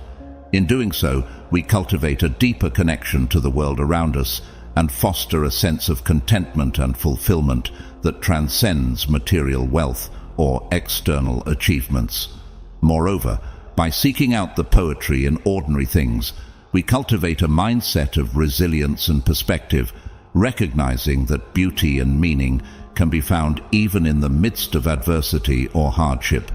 Ultimately, the practice of looking for poetry in ordinary things enriches our lives, nourishing our souls and reminding us of the inherent richness and wonder of the human experience. 36.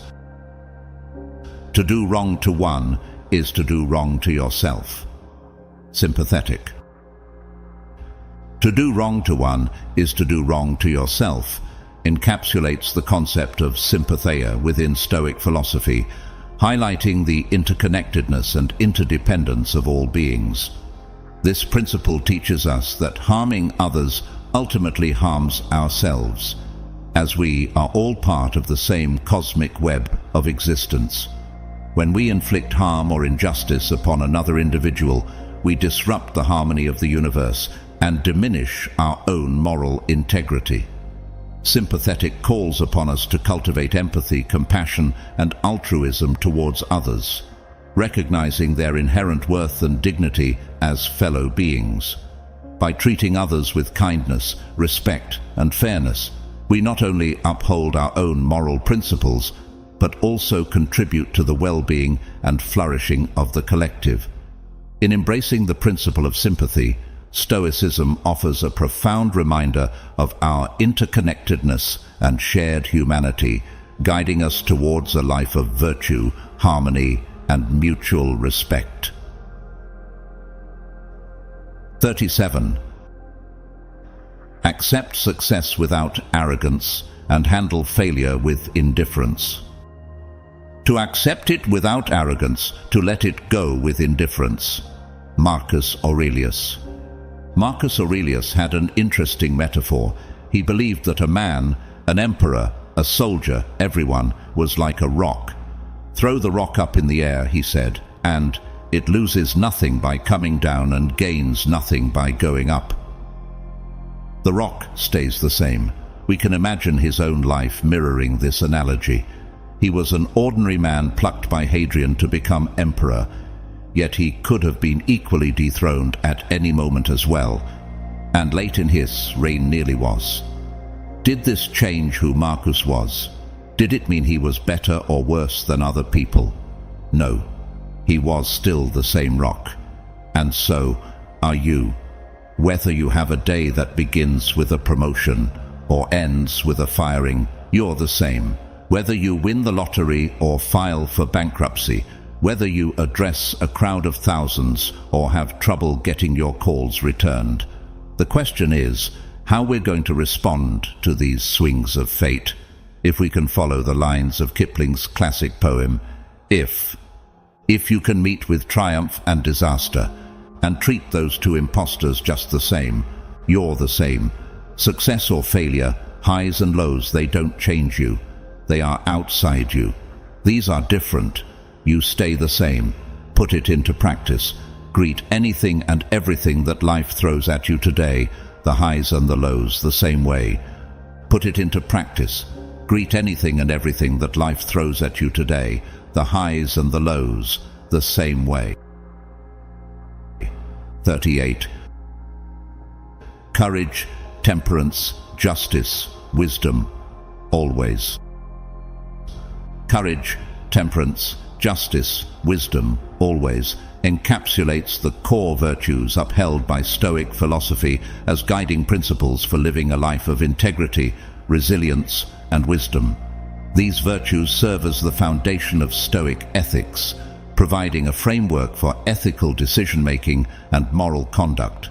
Courage calls upon individuals to face adversity with bravery and determination, overcoming fear and obstacles in pursuit of what is right. Temperance urges moderation and self-discipline in all aspects of life, fostering balance and harmony in one's actions and desires. Justice demands fairness, empathy, and compassion towards others, promoting social harmony and equity. Wisdom, the pinnacle of Stoic virtue, encompasses rationality, self-awareness, and sound judgment, guiding individuals toward a life of meaning and purpose.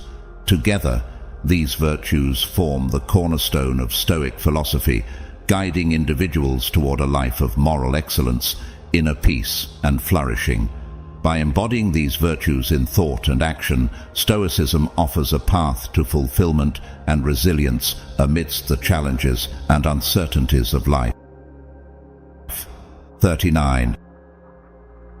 Ego is the enemy. Ego is the enemy, warning against the destructive influence of pride, arrogance, and self-absorption. In the Stoic tradition, ego represents the tendency to prioritize one's own desires, opinions, and interests above those of others, leading to discord, suffering, and moral decay. By succumbing to ego-driven impulses, individuals become blinded to reality, lost touch with their true selves, and alienate themselves from others. Ego breeds a sense of entitlement, insecurity, and resentment, hindering personal growth and fostering disharmony in relationships. Stoicism teaches us to transcend ego by cultivating humility, self-awareness, and empathy. By acknowledging our own limitations and interconnectedness with all beings, we overcome the illusion of separateness and ego-driven desires. In doing so, we free ourselves from the shackles of ego and embrace a life of virtue, integrity, and compassion. Ultimately, ego is the enemy, reminds us that true fulfillment and flourishing come not from self-aggrandizement, but from self-transcendence and the pursuit of excellence in service to others and the greater good. 40. Stillness is the key. Stillness is the key, emphasizing the importance of inner tranquility, mindfulness, and equanimity in navigating life's challenges. In a world characterized by constant noise, distraction, and busyness, Stoicism teaches us the value of cultivating a sense of inner calm and serenity amidst the chaos. Stillness allows us to quiet the mind, center ourselves, and connect with our true essence. It enables us to gain clarity, insight, and perspective, facilitating wise decision-making and discernment. By cultivating stillness, we develop resilience in the face of adversity, learning to respond to life's ups and downs with grace and composure. Moreover, stillness fosters a deeper connection to ourselves and the world around us, enabling us to live with greater authenticity, presence, and purpose. In embracing the principle that stillness is the key, Stoicism offers a pathway to inner peace, fulfillment, and flourishing amidst the tumult of existence. Finally, we'll leave you with the one rule that captures all the rules. It comes from Epictetus. Don't explain your philosophy, embody it. Don't talk about it, be about it. The whole point of Stoicism is what you do. It's who you are. It's the act of virtue, not the act of talking about virtue, or reading about it, or writing about it. It's about embodying your rules and principles. Let your actions speak for you. So, Marcus Aurelius reminded himself, and now us, waste no more time talking about what a good man is like. Be one.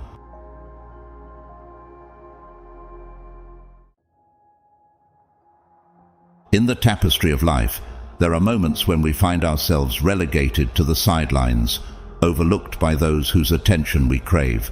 It's easy to internalize this perceived lack of significance and question our own worth. Yet, today marks the beginning of a transformative journey, a journey that transcends the need for validation and instead focuses on becoming individuals whose radiance naturally draws others close. Our goal is not to mold you into someone else, but rather to illuminate the brightest facets of your being. If you've ever felt sidelined or undervalued, this is your turning point. Together, we will explore strategies to ensure that your voice is heard and your presence felt in all relationships. It's time to shed the cloak of invisibility and rewrite the narrative of your life, one step at a time, one phase at a time. Are you ready to embrace change and reclaim your place in the spotlight?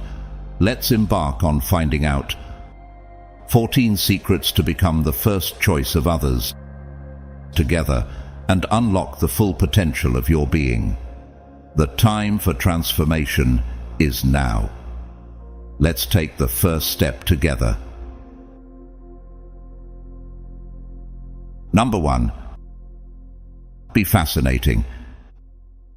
In the realm of Stoic philosophy, the path to becoming unforgettable is paved with the art of shining intriguingly. To be mysterious in this context is not about veiling oneself in secrecy or concealment. Rather, it's about the deliberate revelation of one's essence, unfolding gradually like the layers of a captivating painting. Each detail shared acts as a stroke on the canvas, inviting curiosity and beckoning further exploration.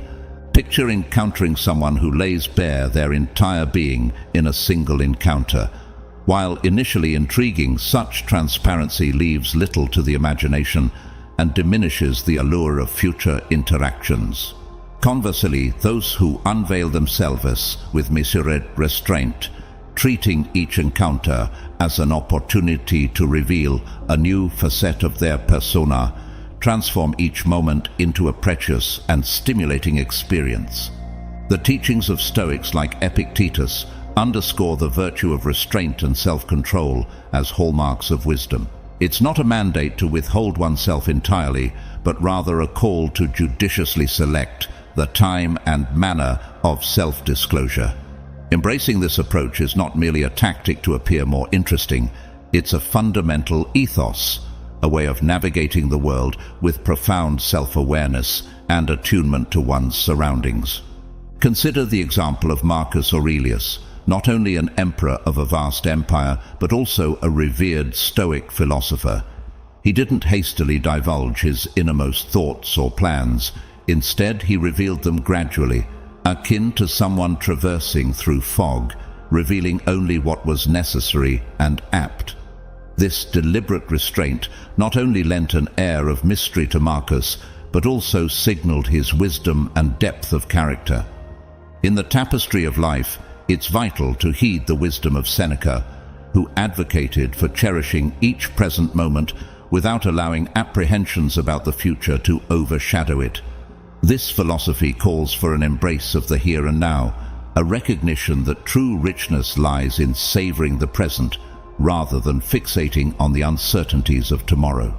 By embodying the principles of Stoic philosophy, we cultivate an aura of intrigue that captivates and enchants those around us. We become like enigmatic paintings, each stroke revealing a new layer of complexity and depth. Our interactions become imbued with a sense of anticipation and discovery as we gracefully unveil our essence, one detail at a time. Ultimately, the journey to becoming unforgettable is not about grand gestures or ostentatious displays. It's about embracing the subtle art of revelation, navigating life with wisdom, restraint, and an unwavering commitment to cherishing the present moment. In doing so, we leave an indelible mark on the hearts and minds of all who cross our path, embodying the timeless wisdom of the Stoics and illuminating the world with our unique brilliance. Number 2. Justify your importance. Embracing Stoic philosophy isn't just about adopting a set of beliefs. It's a profound revelation of our innermost selves. It's a journey of self-discovery and self-assertion, a transformative process that leads us to unveil the radiant core of our being. Asserting one's value within this philosophical framework isn't about putting on a facade or seeking external validation. It's a bold declaration of our intrinsic worth, a testament to our unique essence that sets us apart in the tapestry of existence. Consider Marcus Aurelius. Timeless wisdom reminds us that we have control over our minds, not external events. By realizing this fundamental truth, we find strength in focusing on what lies within our sphere of influence, our actions, beliefs, and inner fortitude. It's through this unwavering focus on our internal landscape that we begin to unveil our true selves, like a rare gem gleaming amidst the mundane. Think of the artist tirelessly pursuing their craft without seeking external validation, or the individual weathering life's storms with unwavering resilience. These embodiments of authenticity not only exude self-respect and self-worth, but also compel others to recognize and honor their intrinsic value. In the Stoic ethos, asserting one's value isn't an act of arrogance, but a humble yet resolute assertion of one's essence. Seneca spoke poignantly of the value of time. His admonition serves as a stark reminder to cherish our time and invest it wisely, refusing to squander it on those who fail to appreciate our worth. By valuing our time as a precious asset and directing it toward endeavors that align with our values and goals, we not only demonstrate self-respect, but also command respect from others. Epictetus, with his sage wisdom, taught that while we cannot control external circumstances, we retain dominion over our reactions to them. This principle extends to how we assert our personal value. Seeking validation from external sources is futile. True empowerment comes from cultivating an unwavering sense of self-worth from within.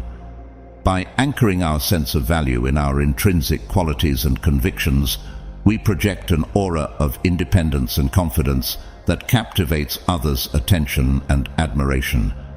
Asserting one's value from a Stoic perspective isn't about grandiosity or self-aggrandizement. It's a quiet yet profound assertion of our worthiness. It's about honoring ourselves, setting healthy boundaries, and pursuing our aspirations with unwavering determination. In doing so, we naturally command the respect and regard of those around us. They begin to perceive us not as mere individuals, but as beacons of authenticity and significance in a world oftentimes overshadowed by superficiality. Embracing Stoic philosophy isn't just a philosophical endeavor, it's a transformative journey of self-discovery and self-assertion. It's about peeling back the layers of societal conditioning and unveiling the radiant core of our being. Through the lens of Stoicism, we learn to navigate life with grace and resilience, secure in the knowledge of our inherent worth. As we walk this path, we not only illuminate our own lives, but also inspire others to recognize and honor their own intrinsic value. Number 3. Focus on what truly matters and embrace challenges with Stoic principles. Living a life guided by Stoic principles entails a profound shift in perspective, one that emphasizes focusing on what truly matters and embracing challenges as opportunities for growth and self-discovery. At the core of Stoicism lies the notion of living intentionally and seeking wisdom in the face of adversity. Live intentionally.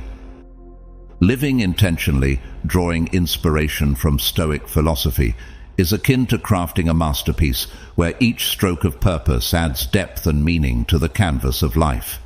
It involves aligning our actions with our core values, consciously directing our efforts towards what truly matters to us. This deliberate approach to living empowers us to transcend the noise of fleeting distractions and focus on what brings us lasting fulfillment and contentment. Epictetus emphasized the importance of personal agency and moral integrity. He urged individuals to reflect on their values and align their actions with them, irrespective of external circumstances. For example, consider a professional faced with a dilemma at work. Instead of succumbing to the pressures of conformity or expediency, they may choose to uphold their ethical principles, even if it means facing opposition or adversity. By living in accordance with their values, they maintain their integrity and self-respect, earning the admiration and trust of their colleagues and superiors. Living intentionally also involves nurturing meaningful relationships, another cornerstone of Stoic philosophy. Epictetus, known for his emphasis on the importance of interpersonal connections, believed that cultivating genuine bonds with others enriches our lives immeasurably. For instance, imagine a friend who prioritizes quality time with loved ones over material possessions or status symbols. By investing in deep, meaningful relationships, they create a support network that sustains them through life's challenges and celebrates their triumphs with genuine joy and camaraderie. Furthermore, living intentionally encompasses the pursuit of personal growth and self-improvement. Epictetus encouraged individuals to strive for excellence in all aspects of their lives, continually seeking to enhance their knowledge, skills, and character. This commitment to lifelong learning and self-development fosters a sense of purpose and fulfillment that transcends external accolades or achievements. For example, consider someone who dedicates themselves to mastering a new skill or hobby, such as learning a musical instrument or acquiring proficiency in a foreign language. By immersing themselves in the process of growth and discovery, they derive intrinsic satisfaction and fulfillment, independent of external validation or recognition. In essence, living intentionally involves embracing a holistic approach to life, where our actions are guided by our core values and principles. This deliberate choice to prioritize what truly matters to us empowers us to lead lives of greater meaning, authenticity, and fulfillment. As we align our actions with our values, we cultivate a sense of harmony and coherence that permeates every aspect of our existence, from our relationships and careers to our personal pursuits and aspirations. Moreover, living intentionally enables us to navigate life's challenges with grace and resilience, drawing strength from our inner convictions and moral compass. In times of adversity, our commitment to living authentically and in accordance with our values serves as a guiding light, illuminating the path forward and empowering us to overcome obstacles with courage and determination. For example, consider an individual facing a career setback or personal loss. Instead of succumbing to despair or resignation, they draw upon their inner resources and resilience, reaffirming their commitment to living with purpose and integrity.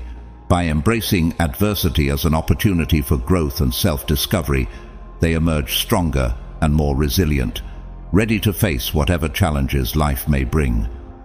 Living intentionally is a transformative journey of self-discovery and self-assertion, guided by the timeless wisdom of Stoic philosophy. By aligning our actions with our core values and principles, we cultivate a deeper sense of meaning, purpose, and fulfillment in our lives.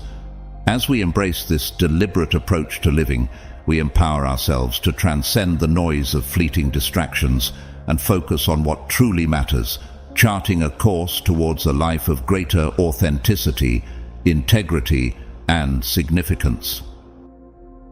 Seek growth in challenges.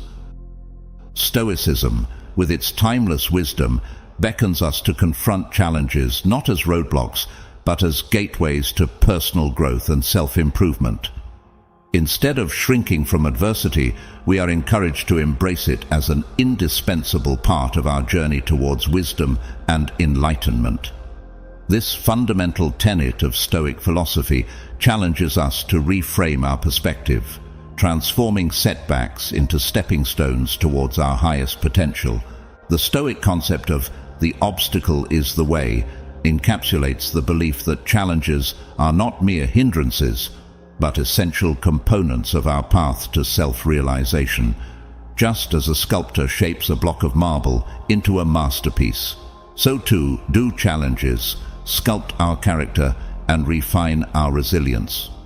Each obstacle encountered becomes an opportunity to cultivate virtues such as courage, perseverance, and fortitude, ultimately contributing to our moral and spiritual development. For example, consider the story of Nelson Mandela, who endured decades of imprisonment and adversity in his quest to dismantle apartheid in South Africa. Rather than succumbing to bitterness or despair, Mandela embraced his challenges with unwavering resolve and resilience. His experience behind bars became a crucible for his character, forging him into a symbol of hope and reconciliation for millions around the world. Embracing challenges with a Stoic mindset allows us to extract valuable lessons from every experience, no matter how daunting or difficult. Rather than viewing setbacks as insurmountable barriers, we approach them with a spirit of curiosity and a willingness to learn. In doing so, we transcend our limitations and unlock our full potential. For instance, consider the story of J.K. Rowling, who faced numerous rejections before achieving success with the Harry Potter series. Instead of being deterred by setbacks, Rowling used them as opportunities to refine her craft and persevere in pursuit of her dreams. Moreover, Stoicism teaches us to embrace uncertainty and navigate the unknown with equanimity. Instead of fearing change, we learn to adapt and thrive in the face of adversity. By cultivating a mindset of resilience and flexibility, we become adept at navigating life's ever-changing landscape, emerging stronger and more resilient with each challenge we encounter. Living with Stoic principles involves a dual commitment to living intentionally and embracing challenges with a growth mindset. By aligning our actions with our values and viewing challenges as opportunities for growth, we unlock the full potential of our humanity and cultivate a life of meaning, purpose, and fulfillment. As we embark on this journey of self-discovery and self-mastery, we discover that the true essence of Stoicism lies not in the absence of adversity, but in our response to it. Consider the example of Malala Yousafzai, the Pakistani activist for female education and the youngest Nobel Prize laureate. Malala faced immense adversity when she was targeted and shot by the Taliban for advocating girls' education in her homeland. Despite the life-threatening ordeal, Malala remained unwavering in her commitment to education and equality. Her courage in the face of adversity not only inspired millions worldwide, but also led to significant progress in the global fight for girls' education. Stoicism offers us a profound framework for embracing challenges as opportunities for growth and self-improvement. By reframing our perspective, cultivating resilience, and embracing uncertainty, we unlock our full potential and cultivate a life of purpose and fulfillment. Through the stories of individuals like Nelson Mandela, J.K. Rowling, and Malala Yousafzai, we see firsthand the transformative power of Stoic principles in overcoming adversity and achieving greatness. Number 4. Create your own happiness. Cultivating inner joy is more than just a pursuit of personal happiness. It's a profound philosophy that can transform how we perceive ourselves and interact with the world around us. Rooted in Stoic principles, this concept underscores the idea that true fulfillment comes from within, radiating an aura that draws others toward us. By embracing this philosophy, we not only enhance our own lives, but also become magnets for respect and admiration from others. Marcus Aurelius articulated the profound connection between happiness and the quality of one's thoughts. His famous dictum, "The happiness of your life depends upon the quality of your thoughts," encapsulates the transformative power of mindset. When we cultivate positive thoughts and derive genuine joy from our endeavors, we exude an aura of confidence and contentment that naturally attracts others. Consider a scenario where someone approaches life with a mindset focused on gratitude and abundance. They appreciate the simple pleasures, find fulfillment in their daily activities, and approach challenges with resilience and optimism. Their positive outlook and genuine enthusiasm for life draw others toward them, creating a magnetic presence that inspires admiration and respect. Seneca emphasized the importance of finding inner peace as the cornerstone of true joy. He believed that authentic happiness is self-generated and independent of external circumstances. By living fully in the present moment and finding contentment in the here and now, we unlock the key to lasting happiness that transcends fleeting external pleasures. Imagine someone who embraces Seneca's teachings, choosing to let go of past regrets and future anxieties. They focus on savoring each moment, finding joy in simple pleasures, and cultivating a sense of inner tranquility. Their ability to remain grounded and present in the face of life's challenges makes them a beacon of calm and serenity, attracting others who seek the same sense of peace and fulfillment. Epictetus urged individuals to seek goodness and fulfillment within themselves. His famous advice, "Do not seek goodness in external things, find it within yourself," underscores the importance of self-reliance and self-care in cultivating inner joy. Instead of seeking validation or happiness from external sources, we are encouraged to look inward and harness the power of our own actions and values to find fulfillment. Consider someone who embodies Epictetus's teachings, prioritizing self-discovery, self-care, and personal growth. They invest time and energy into activities that align with their values and passions, cultivate meaningful relationships, and prioritize their well-being. Their sense of self-worth and inner fulfillment shine through in everything they do, drawing others toward them and inspiring admiration and respect. Practically applying these Stoic principles entails building a life centered around personal passions, creating a nurturing environment, and prioritizing self-care. When we construct a life that aligns with our values and brings us contentment, we no longer depend on others to complete us or validate our worth. Instead, we radiate a genuine sense of fulfillment and confidence that naturally draws others toward us. Imagine someone who lives authentically, embracing their passions, nurturing meaningful relationships, and prioritizing their well-being. They exude a sense of purpose and fulfillment that captivates those around them, inspiring others to embrace their own inner joy and authenticity. In essence, cultivating inner joy is not only a pathway to personal fulfillment, but also a potent tool for gaining respect and admiration from others. When we prioritize self-discovery, self-care, and living in alignment with our values, we emit a radiant energy that captivates those around us. By embracing our innate joy and sharing it with the world, we naturally become a priority in the lives of others, forging deep and meaningful connections based on mutual respect and genuine appreciation. Number 5.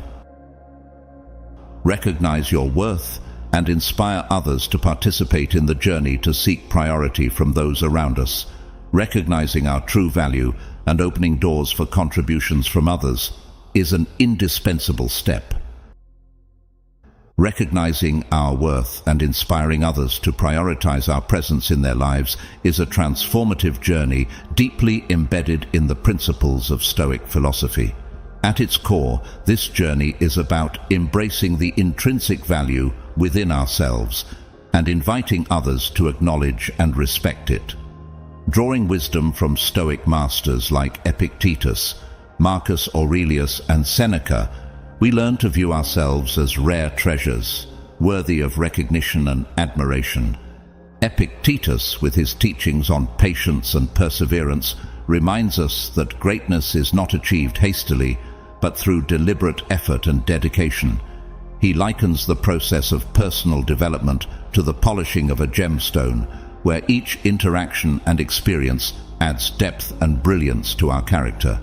By embracing this philosophy, we encourage others to join us on a journey of discovery, where they gradually come to appreciate the unique qualities and contributions we bring to their lives. Consider a scenario where someone embraces Epictetus's teachings, committing themselves to personal growth and self-improvement.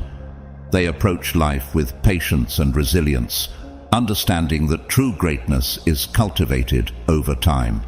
Through their consistent efforts and dedication, they become a beacon of inspiration for others, encouraging them to embark on their own journey of self-discovery and growth.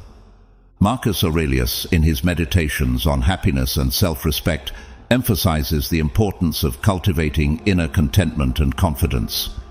He reminds us that true fulfillment comes from accepting and appreciating ourselves for who we are, rather than seeking validation from external sources. When we exude self-assurance and self-respect, others are naturally drawn to us, recognizing the authenticity and strength of character that radiates from within. Imagine someone who embodies Marcus Aurelius's teachings, embracing their true worth and finding joy in their inner contentment. They radiate confidence and self-assurance, inspiring others to follow their example and prioritize their own well-being. Through their actions and demeanor, they create a ripple effect of positivity and empowerment, enriching the lives of those around them. Seneca, with his insights into the nature of fear and insecurity, teaches us to confront our anxieties with courage and rationality. He reminds us that the fear of being overlooked or undervalued by others is often exaggerated in our minds, and that true self-worth comes from within. By cultivating a deep sense of self-esteem and self-assurance, we elevate our value in the eyes of others, inspiring respect and admiration. Consider someone who embraces Seneca's teachings, confronting their fears and insecurities with courage and resilience. They refuse to let external judgments or opinions dictate their sense of self-worth, choosing instead to focus on their inner strengths and values. Through their unwavering confidence and authenticity, they inspire others to overcome their own insecurities and embrace their worthiness. Practicing this principle requires a commitment to personal development, self-care, and the pursuit of a life aligned with our values and aspirations. It means living authentically and unapologetically with a firm belief in our worth and potential. By investing in our growth and well-being, we set an example for others to follow, inspiring them to prioritize our presence in their lives. Imagine someone who prioritizes their personal growth and well-being, dedicating time and energy to activities that align with their values and aspirations. They lead by example, demonstrating the importance of self-care and authenticity in living a fulfilling life. Through their actions and choices, they inspire others to prioritize their own happiness and well-being, creating a community of individuals who support and uplift each other. In essence, recognizing our worth and inspiring others to prioritize our presence in their lives is a transformative journey rooted in Stoic philosophy. By viewing ourselves as rare treasures and embracing our inner contentment and confidence, we elevate our value in the eyes of others and inspire respect and admiration. Through patience, dedication, and a commitment to living authentically, we pave the way for meaningful connections and profound experiences that enrich our lives and the lives of those around us. Number 6. Define your own path in the journey of seeking respect from others. Living a fulfilling life is not about grand external accomplishments, but rather about embracing each moment with passion and assertiveness while maintaining a sense of independence. This philosophy, deeply rooted in Stoic teachings, emphasizes finding inner harmony and deriving happiness from within rather than seeking validation from external sources. Marcus Aurelius encapsulated this idea when he urged us to live in harmony with ourselves, emphasizing that true contentment arises from conquering personal desires and finding fulfillment within.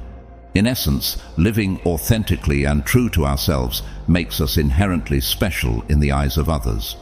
When we radiate self-assurance and contentment, we no longer rely on external validation to feel complete, which naturally draws others to us. For example, imagine a person who exudes confidence and joy in their daily interactions. They pursue their passions with zeal and remain steadfast in their convictions, regardless of external opinions. This magnetic presence not only inspires admiration, but also fosters genuine connections with those around them. Seneca underscored the importance of cultivating internal happiness, reminding us that to be loved, we must first love ourselves. This principle teaches us to nurture self-love and acceptance, recognizing our inherent worth and fostering a deep sense of fulfillment from within.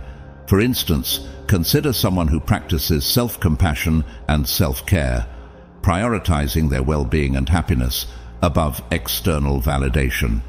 By treating themselves with kindness and respect, they set an example for others to do the same, thereby cultivating more authentic and meaningful relationships. Epictetus emphasized the power of focusing on our actions and reactions to life's challenges. He famously said, "We are not disturbed by events, but by the views we take of them." Applying this wisdom to our personal lives, we learn to prioritize our own well-being and happiness, rather than becoming overly concerned with others' perceptions of us. By concentrating on cultivating joy through personal hobbies, making progress in our endeavors, and nurturing meaningful relationships, we create a life rich in purpose and fulfillment. A true life, according to Stoic philosophy, is one in which we set meaningful goals and tirelessly pursue them with passion and dedication.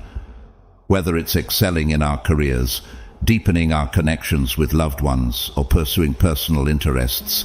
Each step towards our goals brings us closer to a life of joy and meaning. By embodying this ethos, we become beacons of inspiration, attracting others who are drawn to the authenticity and vitality we exude. Ultimately, living in alignment with Stoic principles allows us to cultivate a life of authenticity, purpose, and fulfillment. By finding happiness within ourselves, prioritizing our goals and passions, and nurturing meaningful connections, we naturally become magnets for others who are inspired by our way of life. In embracing the fifth secret of living passionately and assertively, we not only enhance our own lives, but also create a ripple effect of positivity and inspiration that enriches the lives of those around us. Number 7. Put yourself first. In the vast expanse of human relationships, the intricate dance of interactions between individuals often takes center stage. Embedded within this intricate web of connections lies a fundamental truth deeply rooted in Stoic philosophy: the significance of self-control and self-care. These principles aren't merely virtuous aspirations, but essential components, marking the sixth secret to mastering relationships. This pivotal insight emphasizes the importance of nurturing and safeguarding oneself with the dignity and care one genuinely deserves. Contrary to the misconception of self-indulgence, this practice is founded upon wisdom, serving as a foundational pillar for both personal freedom and confidence in our engagements with others. By acknowledging and attending to our own needs, we not only fortify our internal resilience, but also project an aura of strength and value that naturally attracts the attention and admiration of those around us. In the annals of Stoic wisdom, luminaries such as Marcus Aurelius, Seneca, and Epictetus imparted timeless teachings that resonate with profound significance in this realm. Marcus Aurelius extolled the immense power of the mind in navigating life's tumultuous waters. In his meditations, he likened the mind to an impregnable fortress, impervious to the caprices of external events. By recognizing and harnessing this inherent strength, we can adopt an unyielding stance that remains steadfast amidst the storms of life. This underscores the paramount importance of prioritizing our well-being above all else, focusing our energies on what we can control, our thoughts and actions, rather than being swayed by external circumstances. Seneca echoed this sentiment by emphasizing the primacy of self-reliance and inner contentment. He believed that genuine joy emanates from within, independent of external circumstances or the approval of others. By cultivating a profound sense of self-worth and satisfaction, we diminish our dependence on external validation, thereby attaining a greater degree of autonomy and resilience in our relationships. Epictetus underscored the importance of focusing on our capacity to act and react to life's unpredictable events. While external circumstances may lie beyond our control, we retain mastery over our responses and attitudes. This principle underscores the vital role of self-determination in fostering personal satisfaction and well-being, irrespective of the external milieu. In the realm of practical application, prioritizing oneself transcends mere indulgence. It assumes the mantle of a fundamental requisite for a fulfilling life. It entails dedicating time and energy to activities that nourish our souls and foster personal growth. Moreover, it requires the courage to establish boundaries and assert our needs, even when doing so may challenge the status quo. By investing in our well-being, both mentally and physically, we not only enhance the quality of our own lives, but also set a compelling example for others to emulate. For instance, envision an individual who prioritizes self-care by carving out dedicated time each day for activities that bring them joy and fulfillment, whether it involves immersing themselves in a captivating book, indulging in creative expression through art, or simply communing with nature in quiet contemplation. By unapologetically prioritizing their happiness and well-being, They exemplify the importance of self-respect and self-nurturing, inspiring others to follow suit. Prioritizing oneself represents a profound affirmation of personal value and dignity. By demonstrating a steadfast commitment to self-care and self-respect, we not only enrich our own lives, but also inspire others to recognize and honor their own inherent worth. In cultivating a robust sense of self-esteem and autonomy, we catalyze a ripple effect of positivity and empowerment that transcends individual boundaries, enriching the lives of all those whom we encounter. Mastering relationships is not merely about external dynamics, but begins with mastering oneself. By prioritizing self-care and self-respect, we lay the cornerstone for healthy, fulfilling connections with others. Drawing inspiration from the timeless wisdom of Stoic philosophy, we cultivate inner strength, resilience, and confidence, ultimately becoming beacons of light and inspiration in our relationships and communities. Number 8. Exchange ideas and planning. Finding a delicate balance in initiating conversations and making plans is a nuanced art that requires mindfulness, empathy, and a deep understanding of interpersonal dynamics. This aspect of relationship building is particularly significant on the journey to becoming significant in the eyes of others, as it reflects both self-respect and respect for the autonomy and preference of those around you.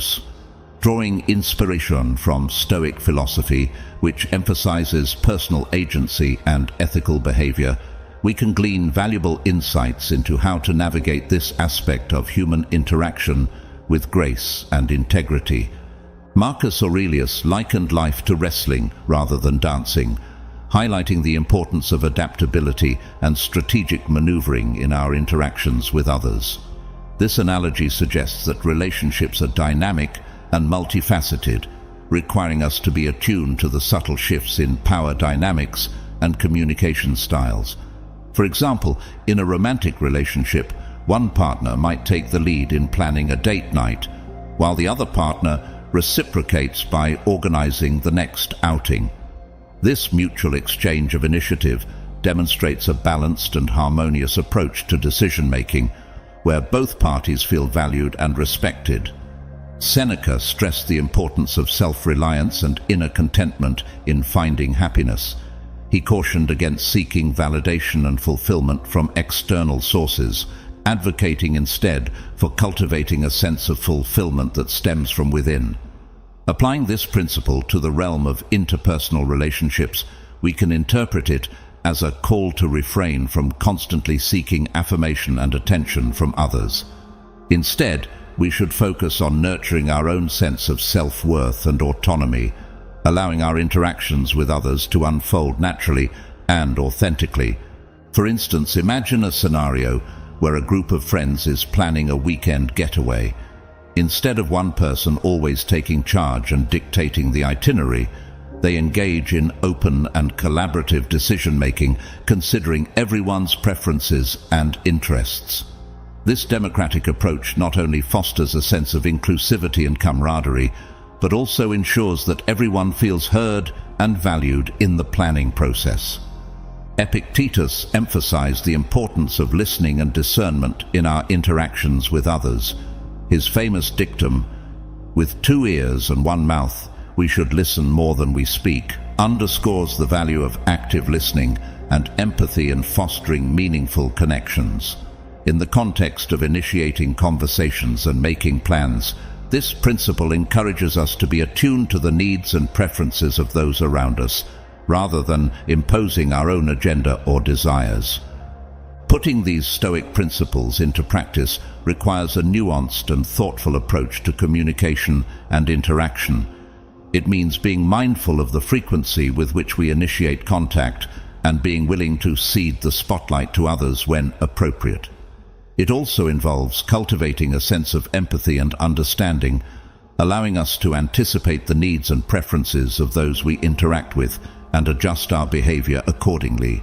In essence, finding a balance in initiating conversations and making plans is about cultivating a relationship dynamic based on reciprocity, respect, and mutual investment. It's a delicate dance of assertiveness and receptivity, where we assert our own needs and boundaries while also remaining open and responsive to the needs of others.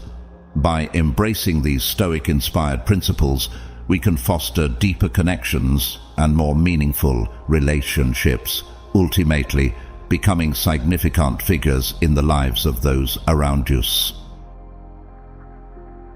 Number 9. Let's welcome disagreement. In the realm of influence and leadership, one of the hallmarks of truly influential individuals is their ability to handle dissenting opinions with grace and openness. Rather than reacting emotionally or defensively, they welcome differing viewpoints as opportunities for growth and learning. This humility stems from a deep understanding that no one person has all the answers, and that embracing diverse perspectives can lead to better outcomes. At the core of this approach is a genuine commitment to the pursuit of truth and excellence. Influential people recognize that their own knowledge and understanding are limited, and that others may possess insights or experiences that they lack. Instead of viewing dissent as a threat to their authority or expertise, they see it as a valuable source of information that can enhance their decision-making process. Moreover, influential individuals prioritize the collective good over personal ego. They understand that the ultimate goal is to achieve the best possible outcome, and they are willing to set aside their own pride or desire to be right in service of that goal. This requires a willingness to acknowledge when they've made a mistake or overlooked something important, and to embrace new ideas or perspectives that may challenge their preconceptions. In practice, this approach to handling dissenting opinions involves several key principles. First and foremost is active listening. Influential people make a concerted effort to listen attentively to alternative viewpoints, seeking to understand the underlying rationale and perspective behind them. Rather than dismissing opposing views out of hand, they engage in thoughtful dialogue and exploration, asking questions and seeking clarification where necessary. Secondly, influential individuals approach disagreement with an open mind and a willingness to be persuaded. They understand that being receptive to new ideas requires a certain degree of intellectual humility, and they actively seek out opportunities to broaden their understanding and challenge their assumptions. This may involve seeking out diverse perspectives, soliciting feedback from others, or engaging in constructive debate and discussion. Additionally, influential individuals prioritize collaboration and consensus building. Rather than imposing their own views or agenda unilaterally, they actively seek to involve others in the decision-making process and to build consensus around shared goals and objectives. This collaborative approach not only fosters a sense of ownership and buy-in among stakeholders, but also leads to more robust and sustainable solutions. Finally, influential individuals cultivate a culture of psychological safety and trust within their organizations or communities. They create an environment where people feel comfortable expressing dissenting opinions and challenging the status quo without fear of retribution or judgment. This culture of openness and transparency fosters innovation, creativity, and critical thinking, ultimately driving better outcomes for all involved. The ability to handle dissenting opinions with humility and openness is a hallmark of truly influential individuals. By actively listening, approaching disagreement with an open mind, prioritizing collaboration, and fostering a culture of psychological safety, they create environments where diverse perspectives are valued and respected. In doing so, they not only enhance their own decision-making process, but also inspire others to contribute their best ideas and insights, ultimately leading to more innovative and impactful outcomes. Number 10. Control your emotions. In the pursuit of becoming indispensable in someone else's life, the ninth key lies in the firm preservation of one's personal emotions. This fundamental aspect of all relationships demands that we exercise control over our emotions, preventing them from erupting into tempestuous storms that dominate our interactions. Instead, we must proactively manage our emotions with patience and mutual respect, fostering an environment of emotional balance and stability. Marcus Aurelius imparted timeless wisdom on the importance of maintaining calmness and clear thinking. He wisely advised that the most prudent response to negative actions is not to retaliate with negativity. This counsel underscores the significance of refraining from impulsive reactions driven by intense emotions. Instead, Aurelius advocates for a measured and composed approach, enabling us to navigate challenges with clarity and composure. Building on Aurelius's teachings, Seneca emphasized the criticality of not allowing our emotions to dictate our actions.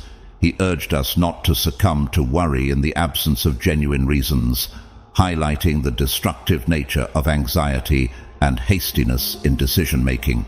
By exercising restraint and mindfulness, we can prevent our emotions from clouding our judgment, thereby fostering healthier and more constructive relationships. Renowned for profound insights into human nature, further Epictetus elucidated the importance of managing our responses to external events. He posited that while we may not have control over the circumstances we encounter, we do have agency over how we choose to face them. This perspective underscores the power of resilience and adaptability in navigating the complexities of interpersonal relationships. In essence, the cultivation of emotional balance requires a deliberate and thoughtful approach to managing our own emotional responses. It involves refraining from hastily investing in deep emotional connections and allowing relationships to evolve organically over time. This careful and considered approach not only safeguards us from potential harm, but also enhances our attractiveness as partners by demonstrating self-respect and an appreciation for the quality of emotional connections. Achieving emotional balance necessitates wisdom in navigating the intricate landscape of human emotions. By exercising control over our emotional responses, we can foster stability and resilience in our relationships, thereby positioning ourselves as valued and indispensable partners in the hearts of others. Number 11. Value your time like gold. In the vast canvas of life, the seventh key step to leaving a lasting impression on others is a deep awareness of the unparalleled value of your time and attention. Understanding the profound significance of each moment we choose to share and every minute we dedicate to others unveils a truth that transcends mere existence. It is akin to bestowing a priceless gift upon those we interact with. Each instance of focusing our attention on someone else serves as a testament to a life richly adorned with hobbies, work, and personal experiences, rendering the time we offer others exceptionally special and precious. Drawing inspiration from the timeless wisdom of Marcus Aurelius, the Stoic philosopher-emperor, who espoused the notion that we cannot live as though we have thousands of years ahead of us, we are reminded of the finite nature of our time on earth. This sobering realization underscores the importance of being discerning in how we allocate our time and energy, prompting us to prioritize meaningful interactions and endeavors that contribute to our personal growth and fulfillment. Similarly, Seneca aptly remarked, "We do not have a short life, we waste much of it." This poignant observation serves as a wake-up call, urging us to seize the fleeting moments and make the most of our precious time. By refraining from squandering our time on trivial pursuits and instead investing it in activities and relationships of true value, we honor the inherent worth of each passing moment and cultivate a deeper sense of fulfillment and satisfaction in our lives. In the realm of time management, Epictetus emerges as a guiding light, advocating for the judicious allocation of our time to activities that enrich our lives and align with our values and aspirations. By devoting our time to pursuits that resonate with our passions and contribute to our personal growth and development, we not only enhance our own well-being, but also make a positive impact on the lives of those around us. Valuing our time necessitates a balanced approach that acknowledges the importance of both self-care and altruism. While it is important to be present for others and extend a helping hand when needed, it is equally crucial to carve out time for personal growth, self-reflection, and rejuvenation. This delicate balance ensures that we do not neglect our own needs and aspirations while tending to the needs of others, allowing us to maintain a sense of equilibrium and fulfillment in our lives. Moreover, valuing our time entails the assertive practice of setting boundaries and saying no when necessary. By honoring our commitments and respecting our own limits, we communicate to others that our time is a precious commodity, not to be squandered frivolously. This assertiveness not only reinforces our self-worth, but also fosters respect and appreciation from those around us, strengthening our relationships and enhancing our overall well-being. In essence, valuing our time is a multifaceted endeavor that encompasses mindfulness, self-awareness, and assertiveness. It requires us to be intentional in how we allocate our time, ensuring that each moment is spent in alignment with our values and priorities. By valuing our time, we affirm the worth of our being and cultivate a sense of self-respect that radiates outward, positioning us as top priorities in the lives of others and enriching our relationships with depth and meaning. As we navigate the intricacies of time, let us remember the words of Marcus Aurelius, Seneca, and Epictetus, and strive to make every moment count. By valuing our time and investing it wisely, we can lead lives of purpose, fulfillment, and significance, leaving a lasting legacy of love, compassion, and joy in our wake. Number 12. Know the appropriate moment to leave. In the intricate journey of asserting one's value in the eyes of others, the 12-step serve as a crucial milestone, the cultivation of the courage to walk away when respect is no longer reciprocated. This step transcends mere recognition of personal worth. It stands as a testament to one's unwavering self-respect, a fundamental criterion for others to perceive and prioritize you in their lives. Marcus Aurelius imparted timeless guidance on the importance of inner strength and self-respect. His counsel, "The power lies within controlling your mind, not the events outside. Understand and master this, and you will uncover your true strength," underscores the essence of fortitude originating from within. It underscores the notion that despite our inability to control the actions of others, we possess the agency to choose our responses. Seneca emphasized the significance of self-esteem and advocated for never settling for less than what is deserved. His profound insight, "Life is a grand narrative. Its value does not lie in its length, but in the quality of its substance," highlights the importance of prioritizing meaningful connections over superficial interactions. It encourages us to value our time and energy, investing them in relationships that enrich our lives and align with our intrinsic worth. Furthermore, Epictetus expounded on the concept of true freedom rooted in self-awareness and dignity. He posited that freedom is not the absence of constraints, but the power to choose, including the right to walk away from situations that compromise one's sense of self-respect. This profound understanding extends beyond mere intellectual knowledge. It embodies a deep-seated awareness of one's inherent worth and the necessity of upholding it in all relationships. Illustratively, consider the example of Sarah, a young professional navigating the complexities of a toxic work environment.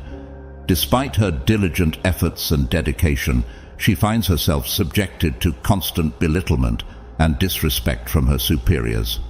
Recognizing her own value and refusing to compromise her dignity, Sarah musters the courage to resign from her position, despite the uncertainty that lies ahead. Her decision to walk away serves as a powerful assertion of her self-worth, sending a clear message that she refuses to tolerate mistreatment or undervaluation. Similarly, envision Jack, who finds himself entangled in a stagnant and unfulfilling romantic relationship. Despite his initial hopes for growth and mutual respect, Jack realizes that his partner consistently undermines his worth and fails to reciprocate his efforts to nurture the relationship.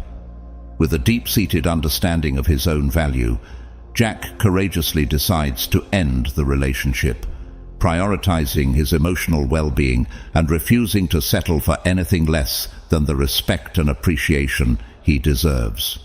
In both instances, Sarah and Jack exemplify the Stoic principle of cultivating the courage to walk away when respect is no longer reciprocated.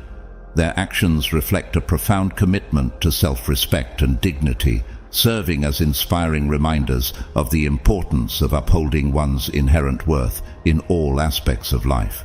Moreover, embracing this Stoic posture is not merely a reactionary response to external circumstances.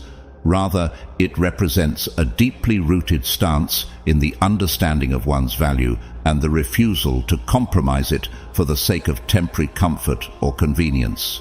It is a bold declaration of one's expectations for more and a steadfast refusal to settle for less than what aligns with one's true worth. The 12th step in asserting one's value in the eyes of others entails the cultivation of the courage to walk away when respect is no longer reciprocated. Drawing insights from Stoic philosophy and exemplified through real-life examples, this principle underscores the importance of self-respect, dignity, and the refusal to settle for anything less than what aligns with one's intrinsic worth. By embracing this Stoic posture, individuals empower themselves to demand the respect and treatment they deserve, thereby enriching their lives with meaningful connections and genuine fulfillment. Number 13. Discover happiness in learning and evolving. In the journey of becoming indelible in the eyes of others, fostering a ceaseless curiosity and an unyielding zest for learning emerges as not just a foundational principle, but a lifelong commitment to personal growth and intellectual exploration. This philosophy transcends mere acquisition of knowledge. It encompasses a profound mindset shift towards viewing each day as an opportunity for discovery, enlightenment, and evolution. Imagine yourself as the curator of an ever-expanding library of wisdom and experience, constantly adding new volumes to your collection and delving deeper into the boundless realms of human understanding. Just as a gardener tends to their garden with care and dedication, nurturing the seeds of curiosity and knowledge within yourself fosters a flourishing inner landscape, teeming with vibrant ideas, insights, and perspectives. Consider the example of Sarah, a passionate advocate for lifelong learning, who approaches every aspect of her life with an insatiable hunger for knowledge and discovery. From exploring distant lands and immersing herself in diverse cultures, to delving into the nuances of art, literature, and philosophy, Sarah's thirst for learning knows no bounds. Each new experience, each encounter with a new idea or perspective, enriches her life in profound and transformative ways, shaping her into a multifaceted individual, brimming with vitality and intellectual depth. Furthermore, embracing a mindset of ceaseless curiosity and intellectual exploration opens doors to new opportunities and experiences, broadening your horizons and enriching your understanding of the world around you. By actively seeking out new challenges, embracing uncertainty, and embracing the unknown, you position yourself as a perpetual student of life, eagerly awaiting the next chapter in your ongoing journey of growth and self-discovery.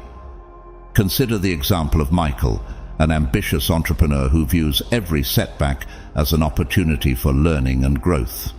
Instead of being discouraged by failure or adversity, Michael approaches each challenge with a sense of curiosity and resilience, eager to uncover valuable lessons and insights along the way.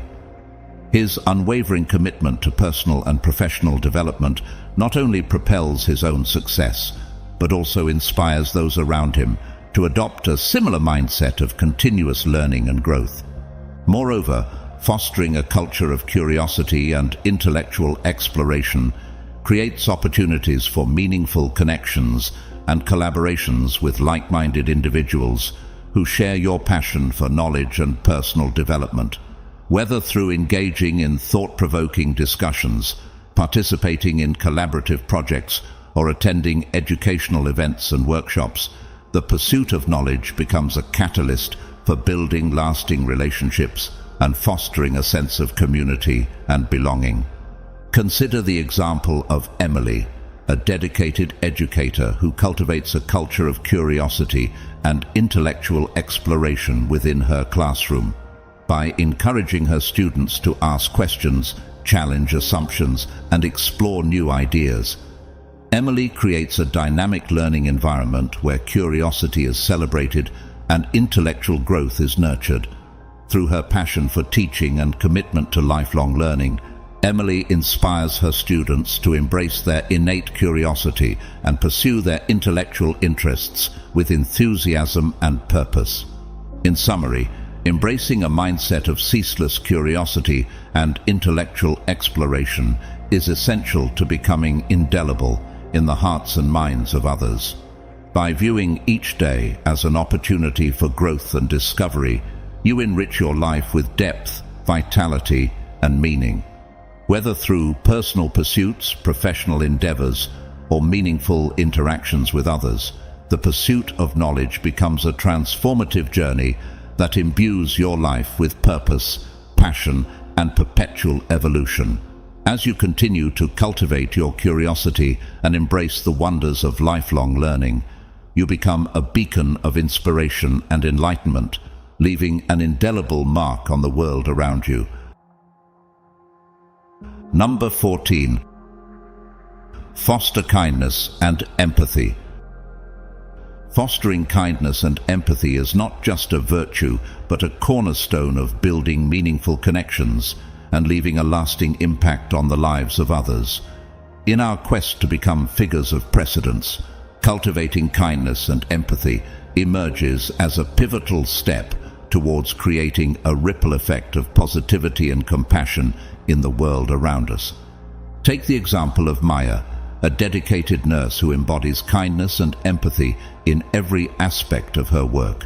Whether she's comforting a patient in distress, lending a listening ear to a colleague going through a tough time, or volunteering her time to support her community, Maya's unwavering compassion and empathy leave an indelible mark on everyone she encounters.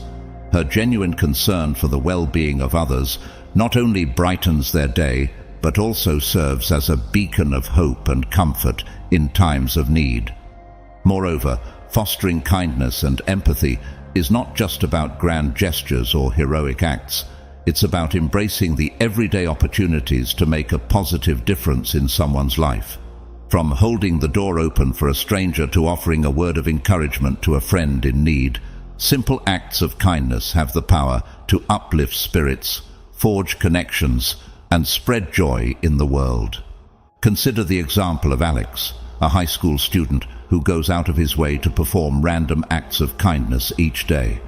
Whether it's complimenting a classmate on their presentation, helping a teacher carry their books, or leaving uplifting notes in lockers, Alex's small but meaningful gestures of kindness create a ripple effect of positivity throughout his school community.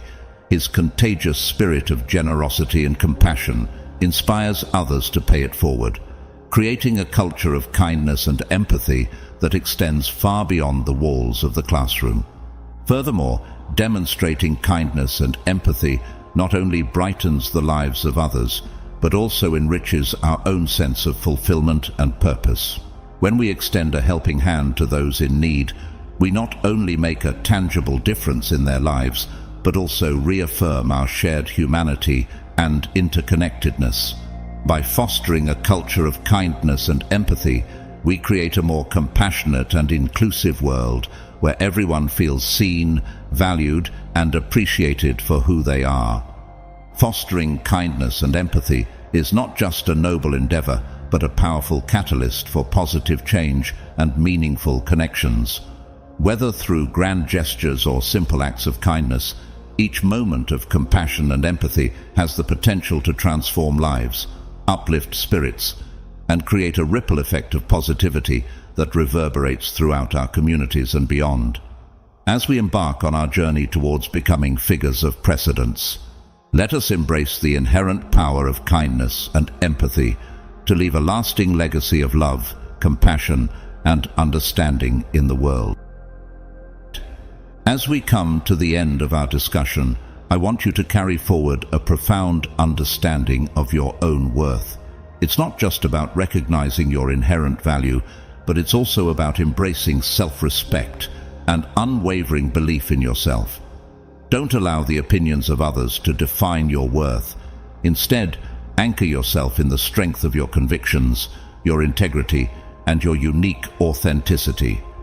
You are a masterpiece, crafted from your own life experiences, dreams, and knowledge. Each brushstroke of your existence adds depth and richness to the canvas of your life, creating a work of art that is truly irreplaceable. The principles I've shared with you today are not just gentle suggestions. They are powerful reminders of your innate greatness.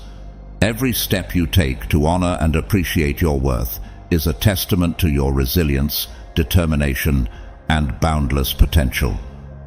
As we part ways for now, remember that your journey of self-discovery and growth is ongoing. Embrace each new day as an opportunity to learn, evolve, and become the best version of yourself. If our conversation today has brought you joy and value, I encourage you to continue following and subscribing to seek out more invaluable insights and lessons that lie ahead. Thank you for sharing this time with me, for engaging in reflection, and for being open to growth. Keep striving to reach new heights and never lose sight of the fact that you are the protagonist of your own story. You have the power to shape the narrative of your life, to determine its direction, and to create meaning and purpose along the way. As we bid farewell for now, I eagerly anticipate witnessing the remarkable strides and meaningful progress you will make on your journey. Remember, you are capable of achieving extraordinary things, and I have every confidence that you will continue to shine brightly as you navigate the path ahead.